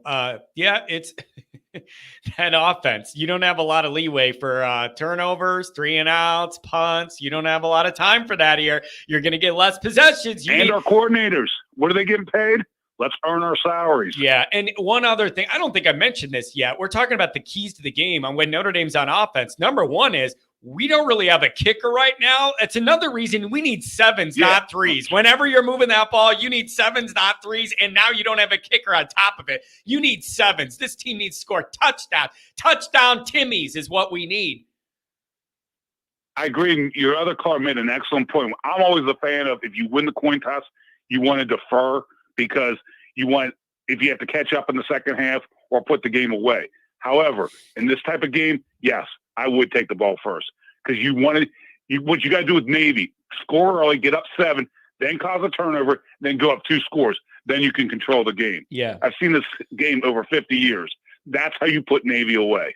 Yeah, it's man, I really want to come on the post-game show after this and just say, man, I'm glad I stressed out about this for nothing. Notre Dame handled it and whatever. It's just I could see Notre Dame blowing them out, but I could see where this is a dogfight and you get behind and it's just one of those stressful games and it's a one-possession thing. Like I could see that with this team. I'm sorry, I could see it. And so I don't know. I'm not picking against Notre Dame. I'm going to have Notre Dame covering and winning by double digits. Whoa. I know you got to be objective because of your career. Well, I know you're not, but would you ever pick against Notre Dame? Yeah. If I'm in a certain position, yeah. If I'm in a certain position, yes, because I am not logging picks for Sports Illustrated as a fan and what I want. Like I have a record to maintain. Okay. So if we were in a certain matchup where I really did not like it at all, I would pick against Notre Dame. But it has to be the right matchup. But they're not having me do picks on Sports Illustrated, giving my opinion. Just pick what I want to happen every week. Fair enough. I don't know if I could do that, but I get what you're saying. I could never write that score down because I'd have nightmares. But yeah, I know what you're saying. And you feel like you're asking for it too, because you don't want it to happen, but you're logging. You don't want to manifest it to reality either. I get it. If I wrote that, I think I'd be betraying them. No offense. I know you guys do it. It's part of the job. I get that. Yeah. But oh hell no. That's why I could never coach against Notre Dame. I could never do anything against Notre Dame. No, that's sacrilegious. Tim, no. You're a loyal son. You're a loyal Notre Dame son, my friend. God bless you. I have to ask you one question. I appreciate you taking my time. So if we happen, God forbid, lose, and you got to go to this Halloween party. Oh. I don't like Halloween. I don't like all the dress-ups. I think it's stupid, but that's just my opinion. How's that party going to be for you? Is it a far drive or is it close? Here's what I'm going to do. Here's what I will do. If Notre Dame loses this game, and then I go to this Halloween party at a nice Irish bar, by the way, nice little setup here. Okay. Here's what I will do. Be I will change my costume from something outgoing and fun that I'm planning, my Joe Dirt with my mullet wig and everything. I'm doing the Joe Dirt. I will change that to something in a outfit with a full face mask that's really creepy, and I will stand in the corner miserable and mean mug everybody, and they won't even know I'm doing it because I'll have a mask on, and I'll stand there the whole time wanting to just not be there. That's what I would do. I would not be social. I'll put on a mask and I'll stand there the whole night in the corner. That's what I'll do. And one final question: my wife has to deal with me and trying to console me. How does your wife deal with you when Notre Dame loses? She just let you go away, or how does she do that? She says, go in the basement and just be miserable down there and don't ruin the vibe of everything upstairs. Go in the basement and be miserable and just come up when you need to eat. That's pretty much how we do it. I'm serious. That's how we do it. She's like, if you're going to be my wife would say the same thing. Like, if you're going to be yelling and you're going to be miserable and everything, just go downstairs and just do it down there. And I always come up for food, and that's about it for a couple of days. And then I come back out of it. That's what's going on. As I've told you, I don't get well until we win again. Yeah. You gotta have that next hit of positivity. So Tim, I'm with you, and it's going to be interesting here, man. But a big win for Notre Dame. Get into Just that please bye. win, because I don't really want Freeman to succeed. I don't want this, because you know what's going to happen. Yeah. It's You said it. If we lose those 2 games, because let's face it, this was make the playoffs or not, and we're going to be out of it. But you can't lose to Northern. You can't be a Notre Dame head coach and lose to Northern Illinois in a military academy. Are you like, it just can't be. It really can't happen. It just can't be.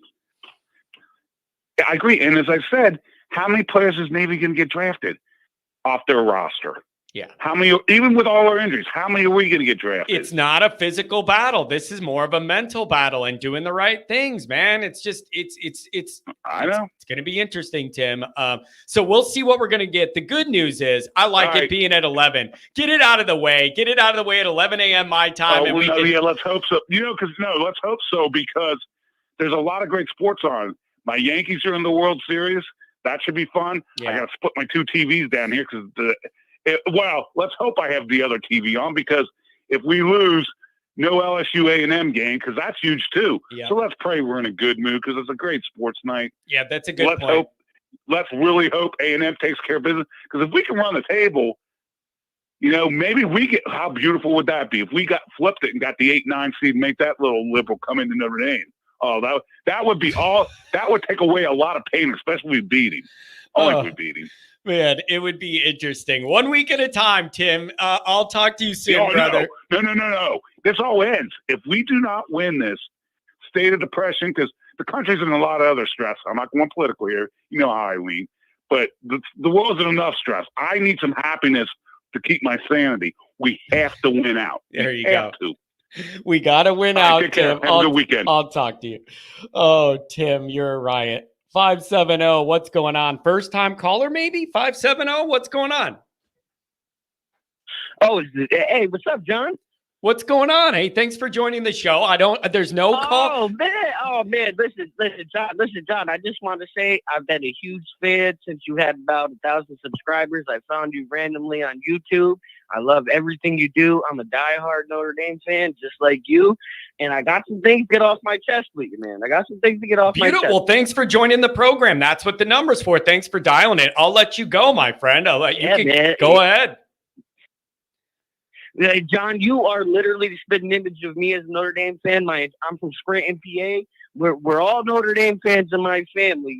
We're all divided as NFL fans, but Notre Dame and Boston Celtics were universally known because we're all Roman Catholic.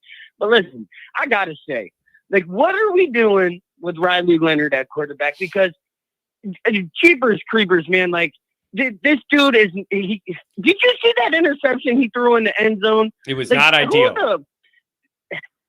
No. But what are we doing with Kenny Minchie? What are we doing with Stephen Jelly? And then with Kenny Minchie, he was a highly touted 4-star. Maybe 4 stars maybe they don't work out. I'm not worried about Deuce Knight, who's got CJ Carr. And back to that Clemson, Dabo, we flipped the quarterback. If Dabo trusted that he wanted that quarterback, I trust Dabo. Even though I don't really like their quarterback right now, I still think. After that Georgia game, I can't trust. I just don't see it, But whatever. But my thing is, what are we doing with Kenny Minchie, Stephen Jelly, and CJ Carr? Is it going to be Kenny Minchie's season next year and then CJ Carr? What if Kenny Minchie turns out to be a star? And I mean, the kid was the kid. I'm from Pennsylvania, so I've seen his highlights. The kid can play. So I'm not understanding what are we still doing with a running quarterback, John? Listen, I don't know. The first question is, are you sure they're going to be done going to the portal after this? I want them to be done. Don't you agree? I want them. Here's what I want. I want a real quarterback competition with the guys we have in-house next year, and let Steve and let Carr and let Minchie battle it out and see what we get. I think you need to be done with the transfer portal 1-year rental things. We don't seem to be getting a higher outcome of result from it that's head and shoulders above what we have in-house. And I think you're going to start turning off high school recruits if every single year Notre Dame jumps the high school recruits for another portal guy. I think we got to be done with that. Have a real competition. And then I think a guy might leave or whatever, but I think you got to have a real competition this time and see who rises. Well, and my thing is, why are we taking these trash ACC quarterbacks? Like, yeah, I get it. You know, like they come in highly touted, but the kid from last year, I can't. For some reason, it's too early. Sammy the model. Sammy the male model. Right. Yeah, Sammy the male model. I mean, honestly, he played at Wake Forest. You know what I'm saying? I mean, come on. Like, yeah, you could put up empty garbage numbers. He was the Dak Prescott of Wake Forest. You know what I'm saying? That's all. And now we take Riley Leonard. Yeah, he had a great showing against us. Yeah, he broke his ankle on the last play, whatever. You know, he had the great run against Clemson. But the kid, could we just be honest that Riley Leonard is not a QB1? They were talking about the kid was a day one pick in the NFL draft. The kid can't throw. You know who agrees with you? In high school better than him. You know who agrees with you? Goolsby on the Patreon multiple times has told me, John, Notre Dame gets sucked into believing in these ACC quarterback numbers, not realizing the ACC is garbage and all those numbers are nothing. Like that's Goolsby's angle. He's like, these ACC quarterbacks are putting up numbers against the crappy ACC. Why does Notre Dame keep getting impressed by that? That's his position. Right. Lamar Jackson's not walking through the transfer portal over to Notre Dame. You know what I'm saying? And we're paying these kids millions of dollars. I don't understand it. And I want to get on to another topic about Marcus Freeman, you know, and about the Navy game. Here's the thing. You know, when Brian Kelly lost the Navy for, what was it, the first time in 38 years? Now, I'm 30 years old, John. I've been a Notre Dame fan since I'm about 5 years old. All I remember is Saturdays watching Notre Dame, okay? I literally am going bald because every year they let me down. I was watching the game against Georgia. Was it Georgia Tech? Or no, Stanford, when they went down and scored the first touchdown. I looked at my wife and I said, Jesus Christ, we're going to Notre Dame again. Because I've never seen the Notre Dame championship. You know what I'm saying? And we always lose these games. So with the NIU game, like we've lost to Marshall, we've lost to Stanford, now we've lost to NIU, and I just cannot understand for the life of me why we can go down to Texas and beat the Aggies at night, but we cannot beat an NIU team that has 4 losses now. Like what are we doing? And so what do you think that is? What do you think that? But answer your own question. Why do you think that is? It's not a physical thing. You're more than capable of beating up Northern. It's got to be a preparation mentality, messaging type thing, right? With it, leadership type. Like something's going very, very wrong because there's no physical reason Notre Dame should lose that game. So mentally, we were not engaged. And you know what? And it's like I've watched all your shows. Thank you. You know, I'm going to make the same point that you made. Why is it that Marcus Freeman could get us ready for the big games and we lose the stupid games, but Brian Kelly couldn't get us ready for a big game, but then we lose or we win a big game? It's really frustrating. We could have beat Florida State that year in the hurricane.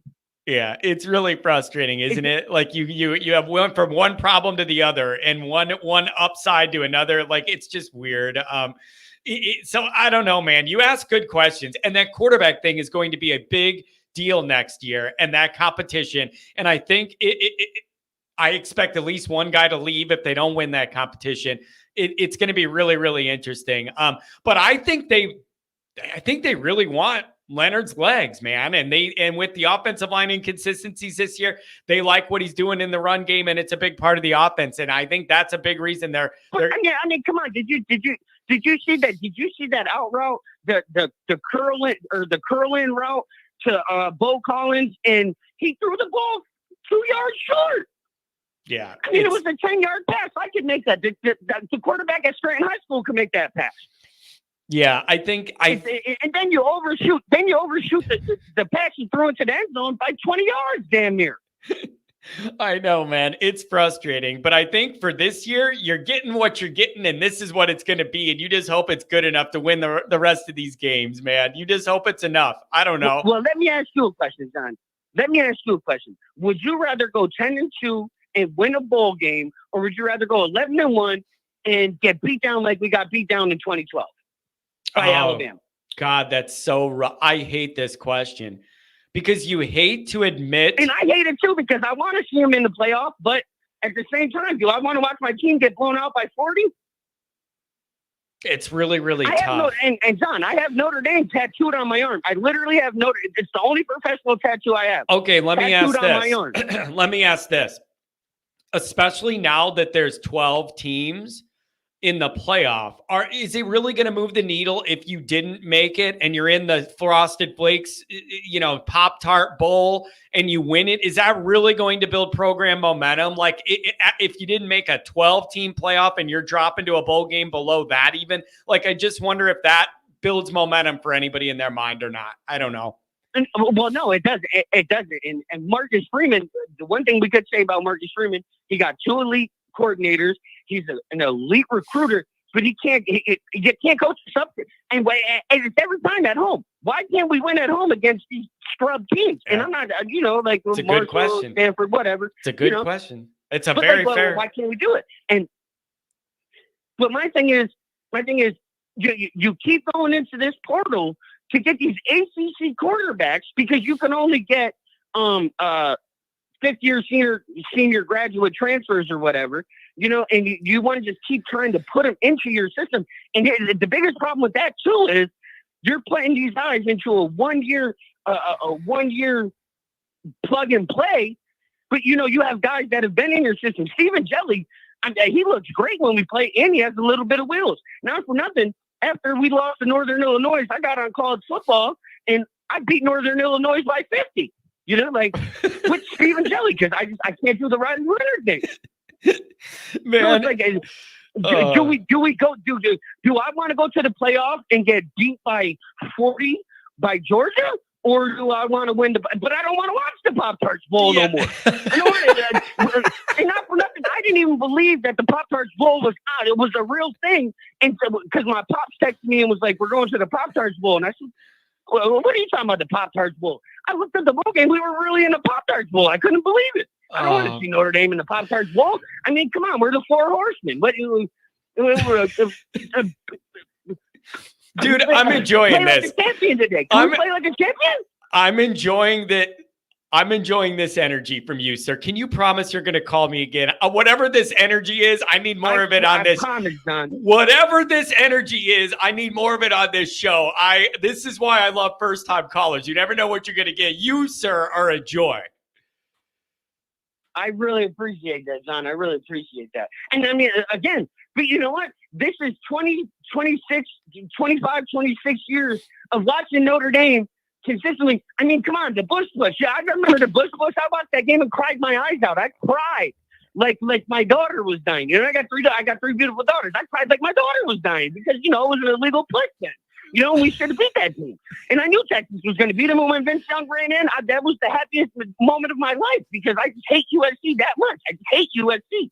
It goes down to, we get to stop against Stanford with Monte Kale and all them. But then we go and lose 42-14, John. 42-14 in the national championship game. I mean, we go to the playoffs twice. I mean, we played Clemson the best, 2018, whatever year it was, 2020, whatever it was, right before COVID. But I try to block these memories out because every Saturday, and when you were just talking about, you go downstairs and, you don't talk to your wife for a while and you just come up to eat. My wife knows if Notre Dame loses, to not talk to me. I leave. I go for a walk. I walk through the cemetery. I live across the street from the cemetery. I walk through the cemetery, and I feel like I'm in that grave because Notre Dame means that much to me. I love Notre Dame. I love Notre Dame that much. And,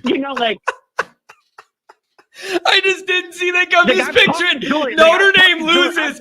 Notre Dame loses, and there's you are just walking through a graveyard. Like, what a dark scene. This is hilarious. Oh, my God, that's beautiful. But John, I'm serious. I swear to God, I set my alarm for 8:30 and make sure I get up for game day to see if they're talking about us. They were picking Louisville to beat us.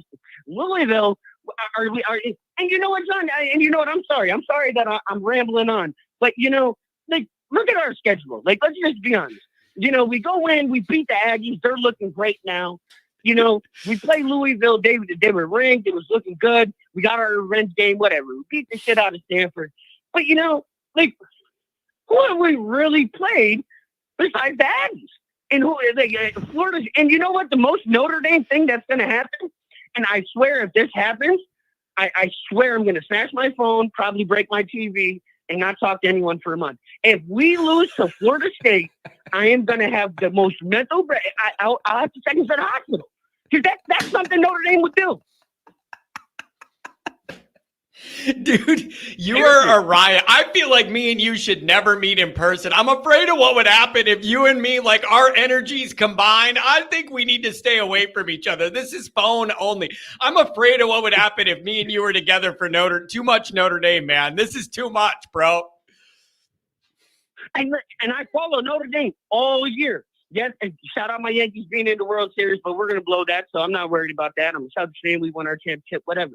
Notre Dame football is what drives me. I look at all of our recruiting. I could literally name 90% of our roster, and they're just college kids. I'm a little bit older, so that's kind of weird, but Notre Dame football fuels me, and I get so excited every single year. And every single year since I can remember, since about 5-6 years old, they just let me down. Like I remember when Brady Quinn and Jeff Samardzija were playing and Darius Walker, and we had to have a last-second walk-off touchdown against it was some low team. I can't, John. I'm gonna have a stroke watching excuse my language, watching Notre Dame. I can't. I'm having a beer right now, John, at 11:30, and I'm having a beer because I'm getting stressed out talking about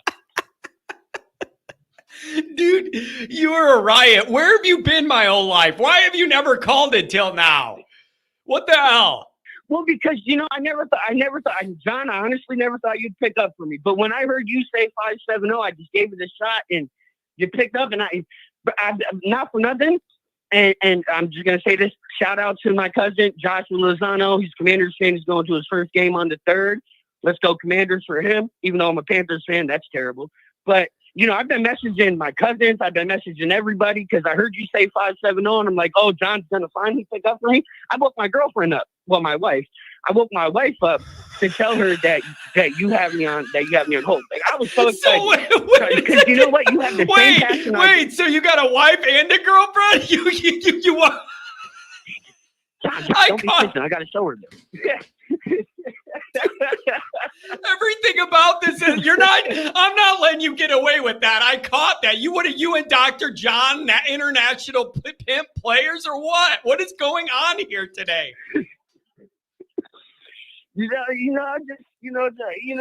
Oh my God! You just need something fresh. This is hilarious, sometimes man. You need something fresh. And you know what? It's just like when you're watching the Notre Dame game. We win, okay, cool. But then you see Vanderbilt beating Alabama, and you're like, "Let's go, Vandy." That's one of those things. Oh man, I'm telling you, dude, you have got to start calling more often. This is a riot. You got to promise me you got to start calling more, man. You got to find the time. John, if we lose the Navy, you don't want me to call in because I might have a mental breakdown on the phone. Oh, I definitely want you to call in. And I wanted to say that too, though. Dude, I did want to say that. Oh my God. I do think we beat Navy, and I think we beat them handily. But the other caller that called in about Army, that is the one game that makes me nervous. And then the other game that makes me nervous is USC because Miller Moss is still a great quarterback. Lincoln Riley is a great offensive mind, but it's up to Riley. And this is what bothers me about the USC game. I know we got to look one game at a time because we're Notre Dame and lose to Northern Illinois for no reason, which I'm already going bald because of it. But when you think of USC, if we make it to USC at 10-1, just hear me out. We make it to USC at 10-1.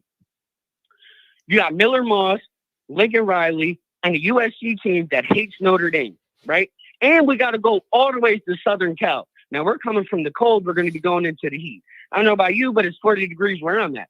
I'm used to the cold. But when you gotta switch those time zones, I'm sick too. I hear you sneeze. You have to sneeze and all that and blow your nose. So you go over there. Now you're in this hot weather. You're not prepared for it. And USC just wants to ruin our season. And, I don't know who I hate more, Michigan, USC, Michigan State, or Alabama. And I hate Alabama just because I watched them just completely dismantle my team. But USC, that's a scary game because think about it. We get there at 10-1, John. We get there at 10-1, right? Say we're top 10. We're top 10 in the college football playoff poll because the AP poll is bullshit. The AP poll is bullshit. But so say we're there, 10-1, top 10. All we got to do is win. Do you think that they wouldn't want to ruin our season? Do you think Lincoln Riley wouldn't want that signature win as a USC coach? I get it, he's a terrible coach. But if you have 4 or 5 losses, is that really a signature win if you beat Notre Dame, but you still have like 5 losses or whatever they're going to have? Like, I don't know. It's dangerous, but I'm not worried about that till I get to that. I got to worry about one game at a time here, bro. One at a time. I know. And that's the problem. That's the problem. You know what? If we were to Nick Saban Alabama's, you know what I'm saying? We wouldn't have to worry about one game at a time. We'd only have to worry about the big games. But since we're Notre Dame fans and we have Marcus Freeman and we had Brian Kelly, here we are. We got to worry one game at a time. And not for nothing, I'm still pissed that LSU won last weekend. They should have lost. And I can't wait to watch them lose again. I have such a disdain for Brian Kelly. Yeah, you gave our program stability. I appreciate that. Thank you very much, bud. But you never did a damn thing. Okay, you made 2 college football playoffs, you made a national championship game, and we got our doors blown off all 3 times. And like I literally had to turn the TV off in the first quarter in the 2012 national championship game. It was that bad, bro. I feel like, and I couldn't talk to anybody. I feel like you've had a lot to get off your chest. Have you been holding all this in for like 20 years, bro, and had nobody to talk to, or what? Well, no, I talked to my family about it because we're all Notre Dame fans. Dude, I love you. You gotta call in again, man. Anything on the way out, and then you gotta promise me you'll call again. Give me something on the way out, and then promise you're gonna start calling more regularly. Come on, bro. Yeah, I'm definitely gonna call in because I got it. Yeah, you're right. I do. I got so much to get off my chest. I can tell. You got a lot of Irish scar tissue, bro. I can feel it. Yeah, but what? And you know what? I have to look at my arm every day and look at that NV that's tattooed on me, and just, oh man, my palms are sweating right now. I'm so stressed out talking about. Dude, I love you, man. Seriously. I love you. You gotta. I love you too, John. Man, I promise. I've been following since 1,000 subscribers, and I don't know why I never tried to give it a call. Yeah, dude, how could you would never answer? But why would I not answer? I answer all sorts of calls, and you're more entertaining than half of them. So I don't know why you thought I wouldn't answer your call. What do you think? I got something against the 570? What the hell? Why wouldn't I answer your call? Dial it up, baby. Dial it up. No, I'm just a poor Irish fan from the East Coast. So hey, people want to know your screen name. People want to know your screen name. Do you have a YouTube screen name or a Twitter screen name or anything? People want to know how to find your crazy ass. You got any of that? I got Instagram and Facebook. I don't got no YouTube or anything though. God, dude, you are a riot. All right, I got to try and get a couple more calls in before we wrap up. People want to know what's your name though. We want to know who you are. Identify yourself. What should we call you? All right. Well, listen, I'll give you my government name. I don't care. My name is Sean Mulgrew. SHAWN MULGREW. That's the most Irish name you'll ever get. You could send me a friend request on Facebook and Instagram. It's NOPICS_BUHL. So you guys can find me there if anyone wants to talk to me because I love talking Irish content. Dude, you are a riot. You need to promise me you're gonna call in again. This was amazing. And John, I'm calling right after the game. Oh, I love it. Once you start your live show up. I love it, man. This is why I love first-time callers. You never know what you're going to get. This is wild. Thank you, man. Thank you, John. Thank you for picking up for me, and thank you for hosting this show because no gives problem. Irish fans like me across the country, man, something to listen to and good content. Tell Goolsby I love him, and Go Irish. That's all I can say. Go Irish. Go And I Irish. definitely will be calling after the game. Enjoy the game, brother. Go have a couple drinks. Oh man, that was special. I feel bad. Everybody, I have a bunch of callers on a hold, but there's just no way I could. What do you want me to do, you guys? There's no way I could cut that off. Like, you got to let that run a little bit because it was just that unique. All right, I got to blow my nose. We'll try and get a couple more in, but that was unbelievable. It's like my long lost brother or cousin or something. It's kind of freaking me out.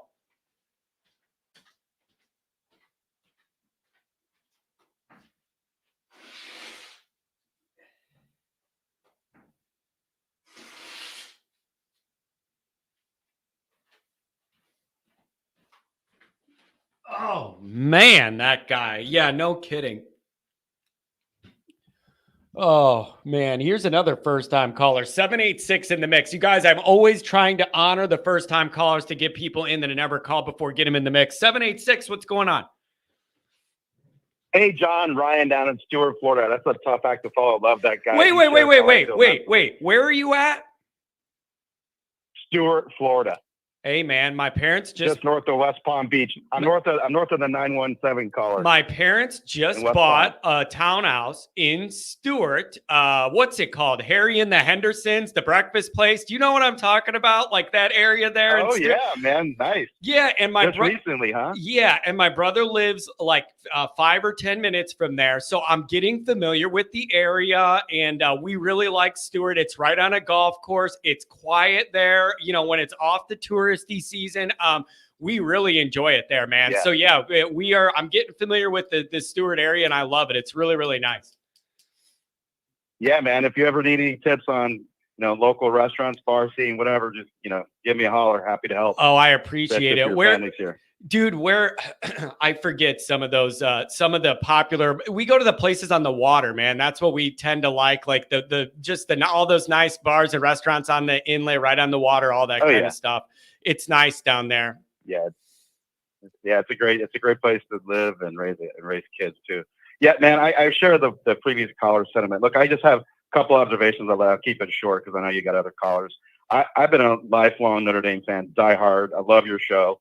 I was watching the players post-practice presser yesterday, and I listened to Mitch Evans and I listened to Dan Brock talk about how the offense is improving. They're distributing the ball to multiple players at the receiver position and then running the ball. Here's my problem. I feel like this season and previous season, when you said earlier this is just a weird season, I just don't think we have the fire and the ability to want to go out and dominate our opponent. I know the defense does that, but I feel like the offense is lacking that fire. I know we've had injuries on the offensive line. I get all that. But I feel like the NIL, the line of the Chiefs heads, they control, how the school spends money. I think it impacts the recruiting process. When you pull a quarterback in for one season and he doesn't have time to develop with his receivers, misses spring ball, I just feel like the inconsistency is what's killing us. So what's your take on, the slow starts? Because I want to pull the hair I have left out of my head. It's driving me nuts. I can't figure it out. Every time I watch them start the game, I can't either. And I feel like drives it goes you back nuts. to it drives you absolutely it drives crazy. Me absolutely insane, man. I hate it. And so when I watch the games, I'm just so frustrated. But Dan Brock and Mitch Evans said something so poignant yesterday, and it was Mitch Evans that really spoke volumes for me. He said, "Well, we're improving in practice. The offense is starting to click, and he's getting more touches. Other players are getting more touches. They're improving consistency in practice, but I'm like, it's not showing up on the field. So what is the dilemma here? I'm great though. I just feel like it's that transfer quarterback, and that doesn't gel with his receivers. And so when they're spreading the ball, like Chris Mitchell, minimal touches this year. Even Greathouse. And Jordan Faison. These guys, their numbers aren't being called enough, and we're just not passing the ball downfield. Everybody talks about it on your show. But then when you see these pressers and the players are talking, I don't see the fire in their eyes. They're talking like they're improving. I want to see it on Saturday. I'm sick and tired of the talk. I want them to put their money where their mouth is and go out and dominate their opponent on the offensive side of the ball. I just don't see it this year. Here's the thing. My issue is with these slow starts and stuff, I just don't think it's a physical problem. I think it's a mental preparation problem where they're just not zoned in 100%. or the messaging isn't right, or they're just not in the right mind space. Like it's not, you don't lose to Northern because they're physically beating you. You lose because you're not focused and doing the right things. And I don't know how you fix that. You only have 12 of these. Everybody knows that, how important each one is. Northern makes really no sense, man. You're coming off a huge win week 1. You're top 5 undefeated. You're coming home to perfect weather, to a fan base that's thrilled, the happiest we've been in a very long time, to greet you back at home, and you sleepwalk. I can't ever make that make sense. Exactly, man. I can't make that make sense, man. That's my frustration. It's like I see Freeman come out of the tunnel, firing the guys up for that game. And then the next week, it's like he had to put his dog to sleep. Yes. Coming out of the tunnel. And so week to week, I don't know what Marcus Freeman we're going to get. I feel like it's a lack of motivation from the coaching staff down to the player level. I just don't see the fire in the interviews.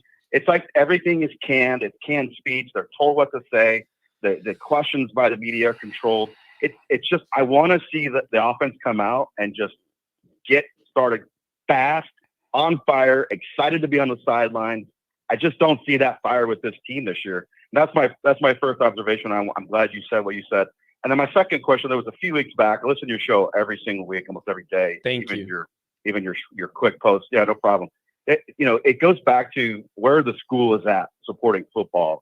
It's like, I just don't see Notre Dame ever winning a national championship again with the way the entire program operates. I just don't ever see it happening with NIL, with the way it's hard to get smart kids to play football and perform at a high level. Yeah. I just feel like Notre Dame has lost its traction since '88. Do you think we'll ever win a national title again? That's my question for you. I don't think we will. Here's the way I look at this, and I spend a lot of time looking at this, trust me. Here's the way I see it. I believe there is a path for Notre Dame to win a championship again in the modern era. However, that path is getting narrower and narrower as things change, and it's more of a pro model, and Notre Dame isn't fully in that, but that's kind of the model now and whatever. So there is a path, but it's a very, very narrow one. Notre Dame has almost no margin or leeway to stray anywhere off the path to get to that next title. Like, everything's got to go right. You got to have, a quarterback that's a bona fide star that you weren't expecting. You got to have good health, a reasonable schedule, good luck. Like, it's just, the path is so narrow. Everything has to go almost perfect for Notre Dame to do it. The odds aren't zero, but you just have almost no margin for error if you're Notre Dame. That's how I see it. It's not impossible, but almost everything needs to go your way to get there in the modern era. That's how I'm viewing it.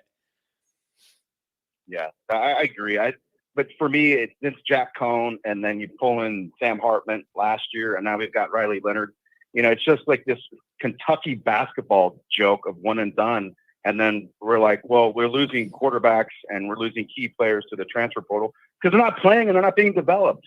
That has to me, philosophically and fundamentally has to change if you're going to win in the modern era and do what you just said. And listen, I do think Pete Bavacqua is a modern age AD. A lot of people are arguing he's just here to negotiate Notre Dame's entrance into the Big Ten and all that. Eventually, when it happens, that's the conspiracy theory with Bavacqua, is that he's here to negotiate those TV deals and the transition into the Big Ten. But he's a modern guy. I think they're trying to find more ways to have more flexibility with recruiting, have more flexibility with the transfer portal. The big thing the program's looking at is how can you get more undergraduate transfers in to where they're not a one and done, but can come for a couple years. They're trying to work towards all that, but it's a struggle, man. That academic piece of Notre Dame is a real thing, and people aren't easy to give that part up on the academic side. So it's a little bit of a little bit of a challenge and a struggle. But I do think that Pete Bavacqua is a modern AD who understands the real scoreboard, and I want to see what he's going to do with the program. Yeah, but do you think he's going to give Freeman a full 5 years? I mean, like if he loses to Navy this Saturday, like what's the real future there, right? I mean, I don't know. What are they going to do? Honeymoon's over. I mean, you're not gonna fire the guy. Everybody will be upset. You're not gonna fire the guy. I think 5 years is safe for sure. But it would be a really bad situation to deal with. So you just got to get this win. If you could get in at 11-1, it'd be finish 11-1 and let's see where we're at. That needs to be what happens. Well, if they don't beat Navy on Saturday, I'm going to cancel my subscription to Peacock. I'm not watching any more Notre Dame football. until next year when they're 5-0, Ooh. and that's the end of it for me because I already have heart disease watching this team for the last 40 years. It's going to be. I'm already there, man. Yeah, it's going to be really tough. Anything else? Thanks for giving me a call. Appreciate it. Call again. No, man. Thanks for taking my call. I appreciate it, and good luck with the stuff down in the store. You'll have a great time when you come down, man. Oh, yeah, man. Dude, I love it down there. ahead. And hey, you know what I like, man? What's that beach called with the old trees and it's real creepy and you drive down over the bridge and you drive down to the beach and it's got all those canopy trees that are real old and creepy. It looks like a movie. Do you know what I'm talking about? Yeah, you're talking over near Sand Spray Park and St. Lucie West Boulevard. Yeah. All the banyan trees are. Yeah, it's really pretty cool over there. it's pretty nice over there, man. I enjoy being there. It gets me out of my basement here and into some fresh Florida air. Hey, have a good one, buddy. Enjoy the game. You too. Have fun being Joe Dirt. Yeah, thanks. I'm going to try and get a couple more here. First-time callers. I'm trying to nail you. 562, what's going on? Welcome to the show. Another first-timer. What's up? Hey, John. Long-time fan. Hey, thank you. I'm from the senior citizen faction of the fan base, more a contemporary of Dr. John.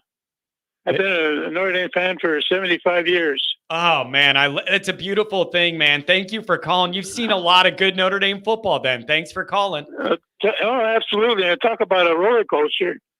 The 70s, calling from California, and we got to put up with SC over here. We had to put up with them through the 70s and 60s, and but we did get them like in '66 at 51-0.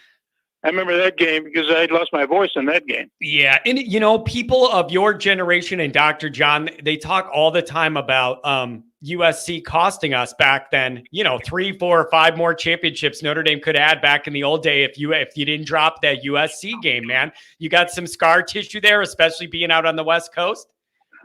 Absolutely. And the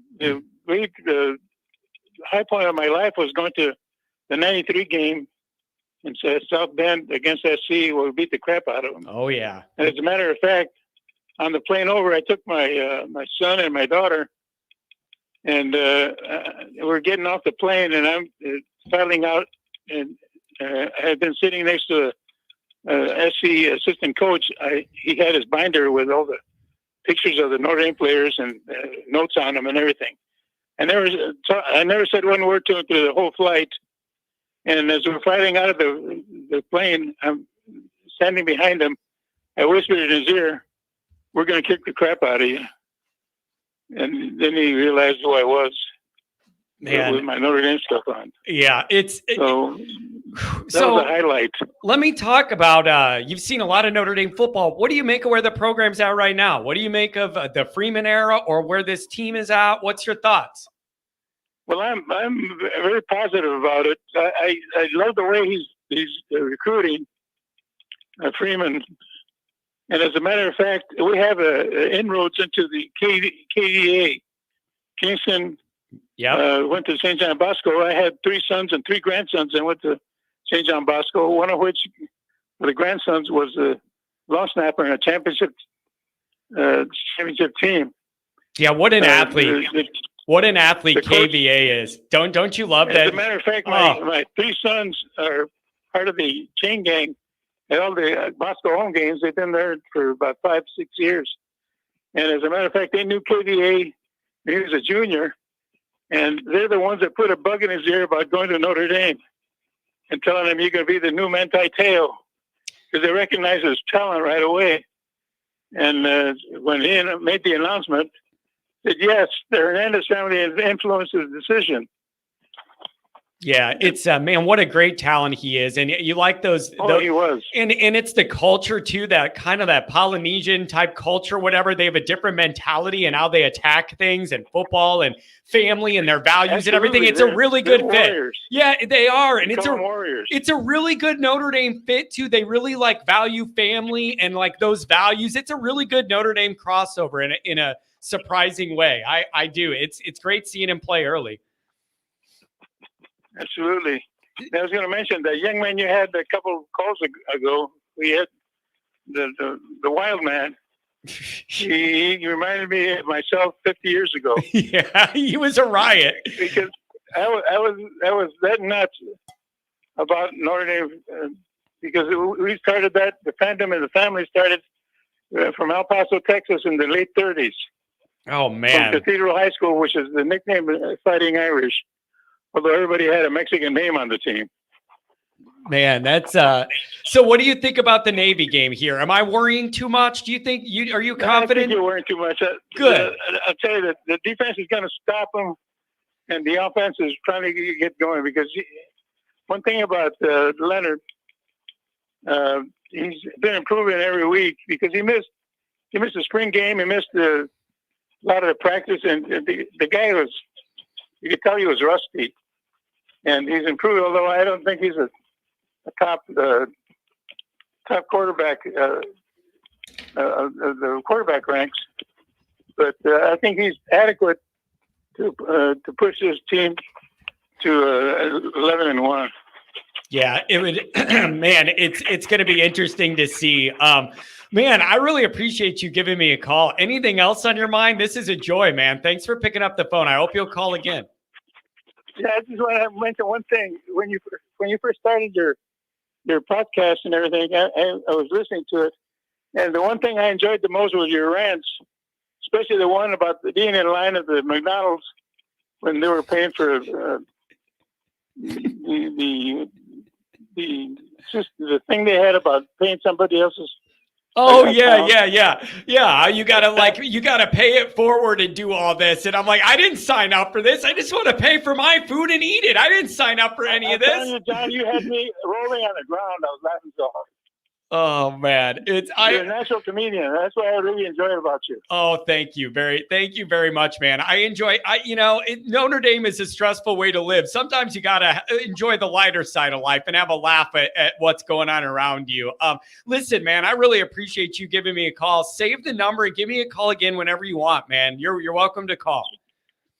Thanks a lot, John. I appreciate it very much. Have a good one. Go Irish. Man, I really do. I love that. A contemporary of Dr. John. One more caller that's never called before. I don't know what it is about today. 626, you're in the mix. What's going on?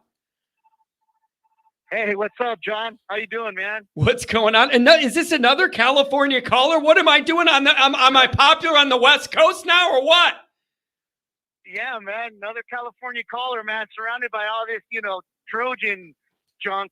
Hey, they shouldn't be running their mouths at all right now. They're down and out, and they're losing to Maryland. They're losing to Minnesota, and the coach is pissing off the media. They got problems. Oh yeah, and all of my family, man, is Trojan fans.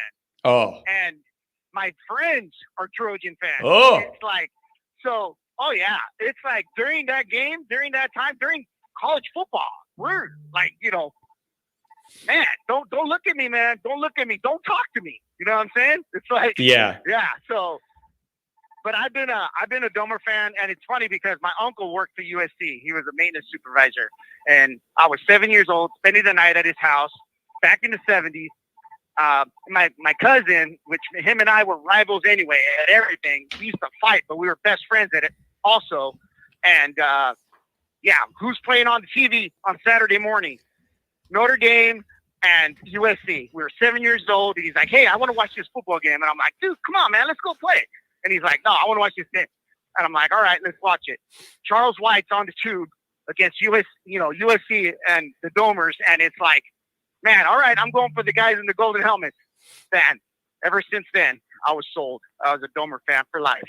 Yeah, well, listen, man, we need as many people. Hey, 412-703, you're going to be the last two callers. I'll get to you both. Please, thank you for holding. I felt an obligation to get the first timers in, but you guys will get the final word.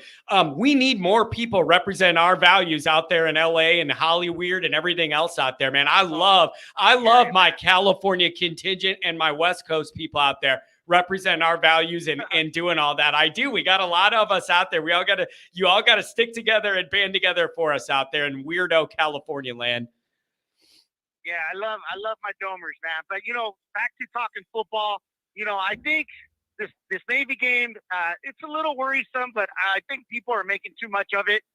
Like one of the callers said, they haven't played anybody. Notre Dame is really coming back into full swing. The NIU game, we need to put that in the backseat. I know it's a freaking frustrating thing. I told you, I was not. My wife couldn't bear with me that day. I said, "You don't understand the significance of this loss." Yeah. It's like, but yeah, it's crazy. But I think they're going to do well against Navy. I was in Dublin last year in Ireland to go watch them. It was freaking amazing. Yeah, we just. Oh man, what a trip! What a trip! Did you drink a lot of beer there with the Irish faithful, or what'd you do? Dude, the Guinness was amazing. Yeah. The Irish whiskey, man, brought me back $120 bottle, 15-year red breast Irish whiskey, awesome. And it's it was amazing time. I want to go back next time they go back there.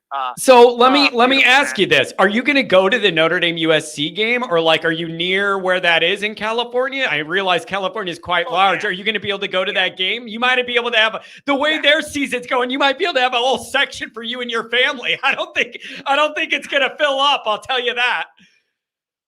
Right? Yeah. We're planning on going. We usually do go. I've been to the USC Notre Dame game with my USC friends a few years back.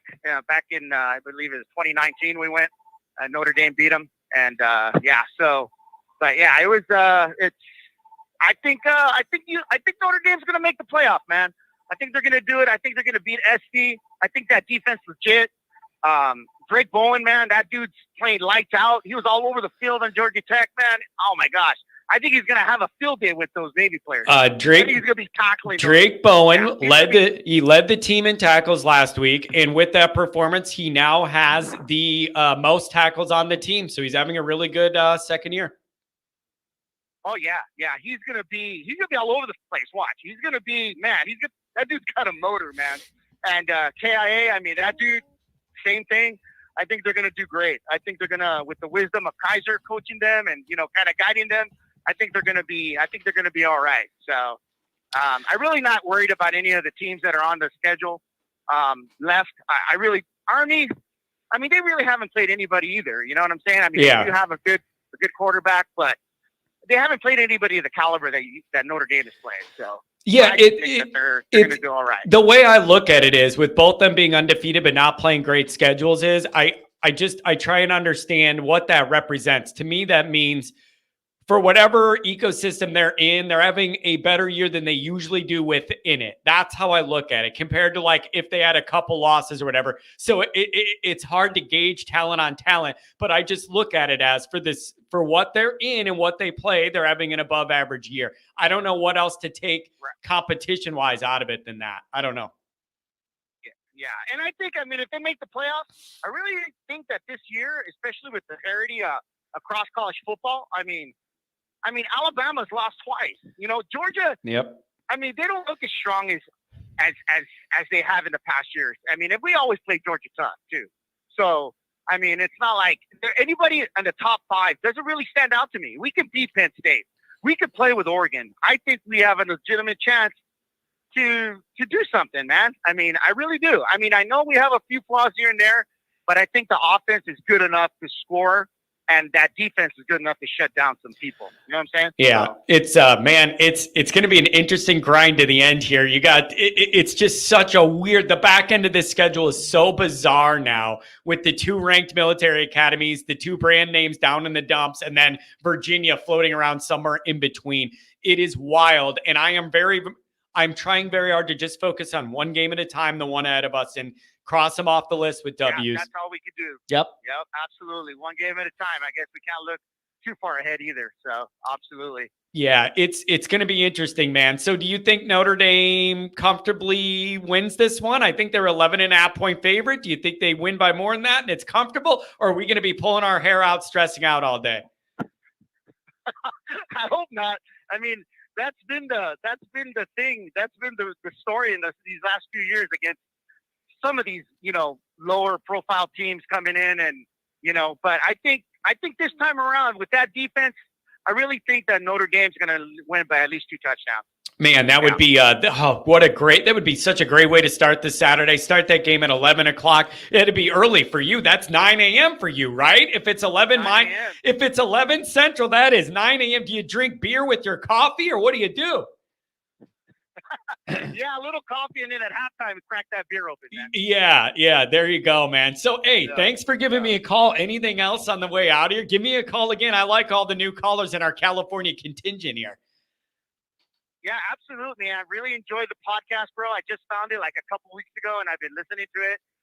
You do a great job. The comedy's great, just like the last caller said. And absolutely, man, I'll be calling back.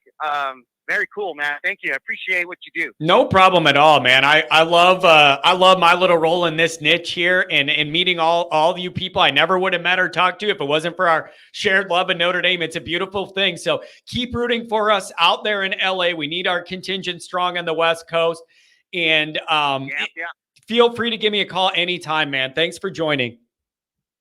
Absolutely. Go Irish. God bless. Have a good one. Thank you. Mark saying, John, does EJ have a problem? Serious question. He may be a sociopath, Mark. He may be a sociopath. I look in his eyes, and I'm not always sure he's connected to the world I live in. And I'm not kidding. Mark, I know what you're referencing, and I'm telling you the truth. I'm not joking. I'm not taking shots. I'm being dead serious. I am not certain he's fully wired in right at all times. I look at him and I am scared. I look at a picture of his. He's sociopathic in a way, in the way he lies and manipulates and lashes out with things. He is literally has a lot of the symptoms of a sociopath. And he is the most unprofessional, professional media person, recruiting gig person I've ever seen in this sport. And he is the worst. But he has sociopathic tendencies. I genuinely think. He is not wired. He ain't wired right. I can look at it in his face. It's just dangerous, man. I don't trust the guy. 412, what's going on? 703 after that. Johnny boy, how we doing, baby? I'm okay. I'm ready for some Notre Dame football. Me too, man. We're just a few days away to kick off, and if Notre Dame loses on Saturday, the deal I have with my fiance is I got to just wear clown makeup and keep my jersey on for this Halloween party. Oh my God. And I'm hoping that's not the case. Oh boy. Because now I got to be miserable all day with my team losing, and then everybody else is gonna, always poke fun. Especially after that Northern Illinois loss, I got more texts from that loss than on my birthday. But I feel good. Isn't that the way it goes? Isn't that the way it goes, It man? It really pisses me off. I never get any messages. Notre Dame loses, and I hear from people I haven't talked to in 10 years. It pisses me off. It does. It pisses me off every time. It pisses me off. I have people I haven't talked to since college that reach out to me when Notre Dame loses. It's like, thanks a lot. Appreciate it. Yeah, they mean well, though. That means they're thinking about you. But really quick, while I don't want to keep it too long, but I wanted to get into this game here. I'm worried about the time of possession. And I mean, even last year, Navy had the ball forever, and we beat them by 40 points or something. I'm worried about if they get to a hot start, how we've been getting to a slow start. If Riley starts forcing them balls, or we can't run the ball, the O-line's not meshing. There's a lot of things that could go wrong, and we've always been able to bounce back with that. After Al Golden figures out their defense, but it's a lot different, like you guys have said about. We got all these young guys out there. They've never played against the option. Yeah, and the thing is, the fast start thing, it's more important in this game than the other games because of the way they like to play. Like, it is way more important that you get off to a good start and try and get a lead on these guys. You cannot take a quarter and a half to wake up. It could be too late. Like, you can't afford that in this game the way you could in some other ones. You got to be ready to go. Yeah, and I think having the neutral field really helps. If this was in Annapolis and they flexed it to 7:30 and College Game Day was there, I would not feel nearly as confident as I am for this 12 o'clock kickoff. Another game at an NFL stadium. It's right. It's at Baltimore Stadium, I think. Yeah, it's man, it's Where is going to it be where is it? East Rutherford, New Jersey. Whoever plays there, that's what it is. Yeah, East Rutherford, New Jersey. We don't go. It's going to be 75% Notre Dame fans, and it's not going to be crazy. I just think about that Alabama loss at Vandy, and it's like if that was us at Navy, there's no coming back. Down, like I don't trust Riley if we're down by 14 in the fourth quarter on an away field. Luckily, we don't have to go through that until USC for like a big time away game. So I got faith.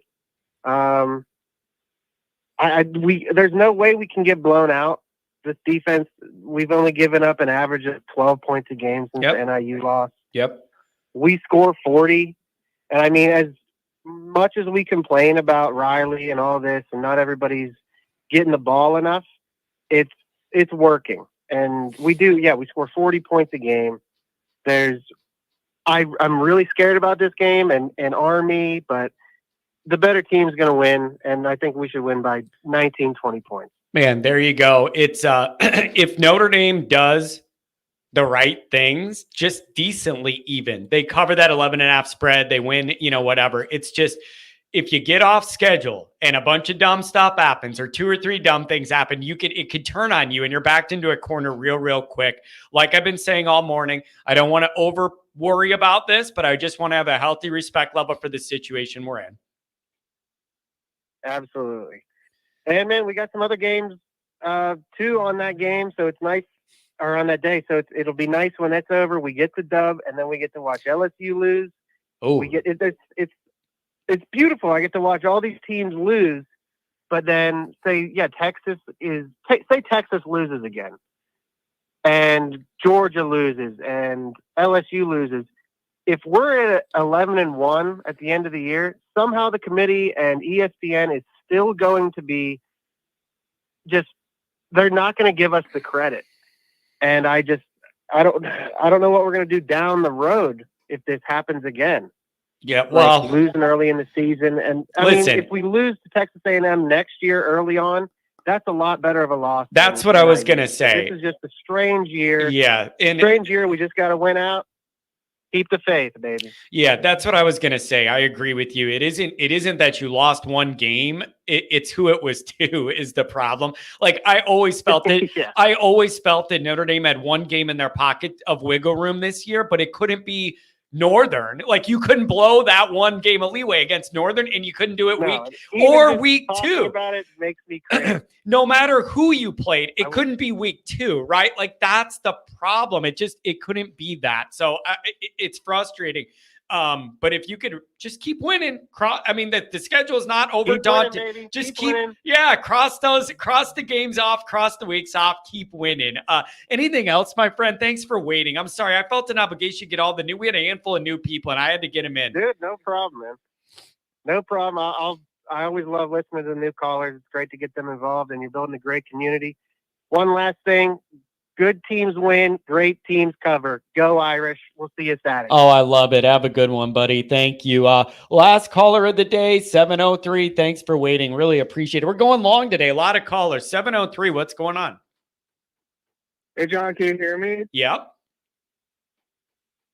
We're so close, John. We're so close. But I mean, I can't. Close to what? Press that the team. Close to what? Wait, whoa. We're so close. Close to what? At least getting in the playoffs, that's a big step for Freeman compared to the first 2 years. Yeah, it's so you're telling me you feel pretty confident about these remaining handful of games? You're not worried, and you just figure Notre Dame's got it under control? You don't sound worried. You don't sound worried. You sound confident. That's dangerous. The Service Academy games are the games I'm most nervous about. Yeah, you don't have a lot of leeway, man. You don't have a lot of leeway to mess up against those. It's just tough. I mean, if Remus could just if Marcus could just get his guys ready to play, I feel like we'll win all the games. But I'm a little nervous about that. But I'm feeling good. The offense has been, both sides of the ball have probably played their best last 2 games of the season. Have been probably the cleanest game. Well, the defense played really well in the A&M game, but definitely the offense's 2 best games were probably that Stanford and Georgia Tech games, and they could just keep that up, keep the time of possession high. They should beat Navy. Yeah, And Army. You got to do the right things, man. You have a plan, and you just need things to go according to the plan. Get up early, play good defense, get them behind the sticks on first down. Like you just need, you need to go with your plan and execute it. And if Notre Dame does that with any reasonable fundamental soundness whatsoever, they're going to win this game. And if they don't, you got real problems. Mm-hmm. But I know I'm looking ahead. Miami's going to beat Clemson. We can go to Miami and end their season in the playoffs. That would be so wonderful. Oh boy, man! And again, I have no idea what this new CFP committee is going to do. I have no idea how they're going to rank these teams and how it's going to all end out. Like none of us know how they're going to value and weight certain things. And now it's 12 to worry about, not 4. I have no idea, but all I know is you got to go 11-1 to even have it to be in a mix to see where you're going to play. I don't know. Mm-hmm. But I'm like, see the team I would be most proud. I mean, I know people like team and I don't think like they're trying all of that. But this would be like if this team with everything they've been through goes 11-1, the most proud I've been of a Irish team since 2012, just to get over the finish line and make the playoffs. You know what I've been saying? All the injuries. I've been thinking of this. I've been thinking of this, man. If they end up 11-1, I'm going to say, and I'm going to write articles and do shows saying that was an amazing comeback. Then I'm going to say the next step is not needing to come back, right? To where it's all on the positive and you're not spending the whole year trying to erase a negative and outplay a negative, but where it's all on the positive. That's what I'll say. What a great comeback. And the next sentence is going to be, it's just too bad you needed to come back. You know what I mean? That's kind of how I would see it. I just need I know I shouldn't be talking ahead, but like, I just need he loves Notre Dame clearly, and he's been trying his best. But if we could just get Carr or Minchie to be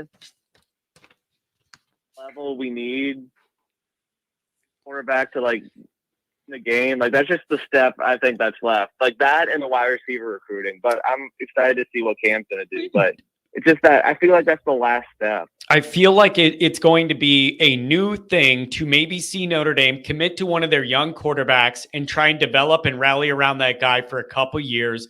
And it isn't all one and done. And then we're starting all over. It would be nice to have some stability and to build from, but only if the stability and the centerpiece of it, the quarterback's got to be good enough. So we need to make sure whether it's Carr, whether it's Minchie, whatever, Angel, whoever it is, they need to be good enough.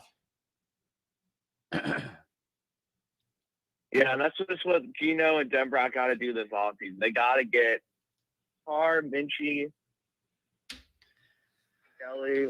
They got to be ready. They got to be ready next season to go to be at least a top 10 quarterback. Just be able to win the team the game because of the quarterback. Yeah. Oh, I've been saying that forever. Notre Dame needs a quarterback they win their biggest games because of, not with, and not at all. I'm going to repeat that for the crowd. Notre Dame isn't winning diddly poo till they have a quarterback they win their biggest games because of, not just with, meaning the defense drags the offense along, and not at all, which means we lose. That's Notre Dame's next step. I need a quarterback you win your biggest games because of. And like one last thing, I know this sounds petty, but I know you're like this too.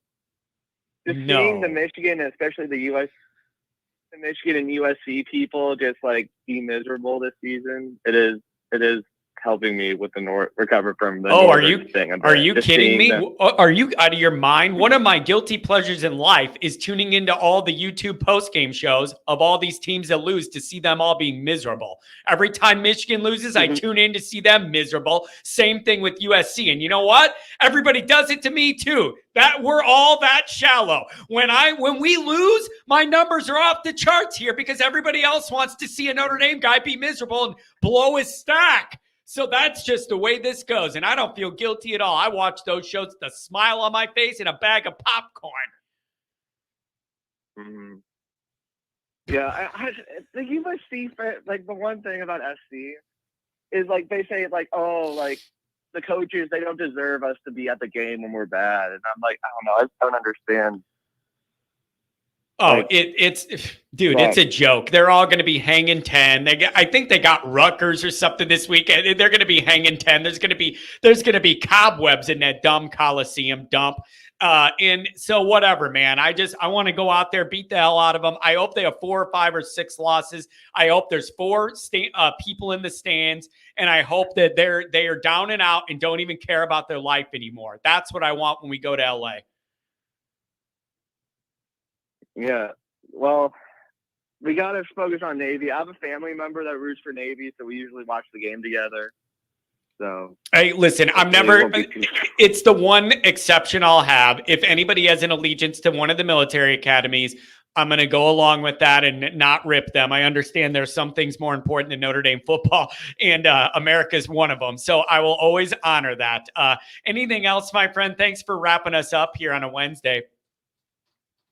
no, just please, Notre Dame, just went out. I'll try to call in again. Like, I had a break from work today, so I appreciate it, I'll try man. to call in when I can. Yeah, thank you. I appreciate it. Dial me up. Yeah, go Irish, John. Go Irish. Yeah, have a good one, buddy. I got to tell you, you never know what you're going to get here. I love these. Some days on this morning show, there's like 4 callers the whole 2 hours, and then other times there's 20. It is so random of like how that hits or not and what's going on. We had like 4 or 5, at least 4, I think, new callers today. And here's what I want to say. Thanks for the callers. Thanks for your chats. Obviously, thanks for the donations. I hope if you didn't get on the air and you're a regular caller that has like 70 calls logged here with me, I hope you understand I feel an obligation to try and bump newer first-time callers into the mix so that they could feel involved and get their call answered and hopefully call again and be welcomed into the community. There's no easy way to navigate that. I try my best to be fair and move it around or whatever. And so that's the deal. But listen, you guys, really, really good show. Action-packed. A lot of calls. Thanks to everybody, man. I love this community. I really do. I have something coming out for you tonight. Maybe a Goolsby film review, breaking down some of the Georgia Tech film. That might come out tonight. And we'll have the Navy preview and everything. That'll come out tomorrow. And then a couple other treats for you guys before we get into this ball game. Everybody enjoy the rest of your Wednesday. Really good show, really active. And I love to see it. Thank you to you all. Take care. Have a good day.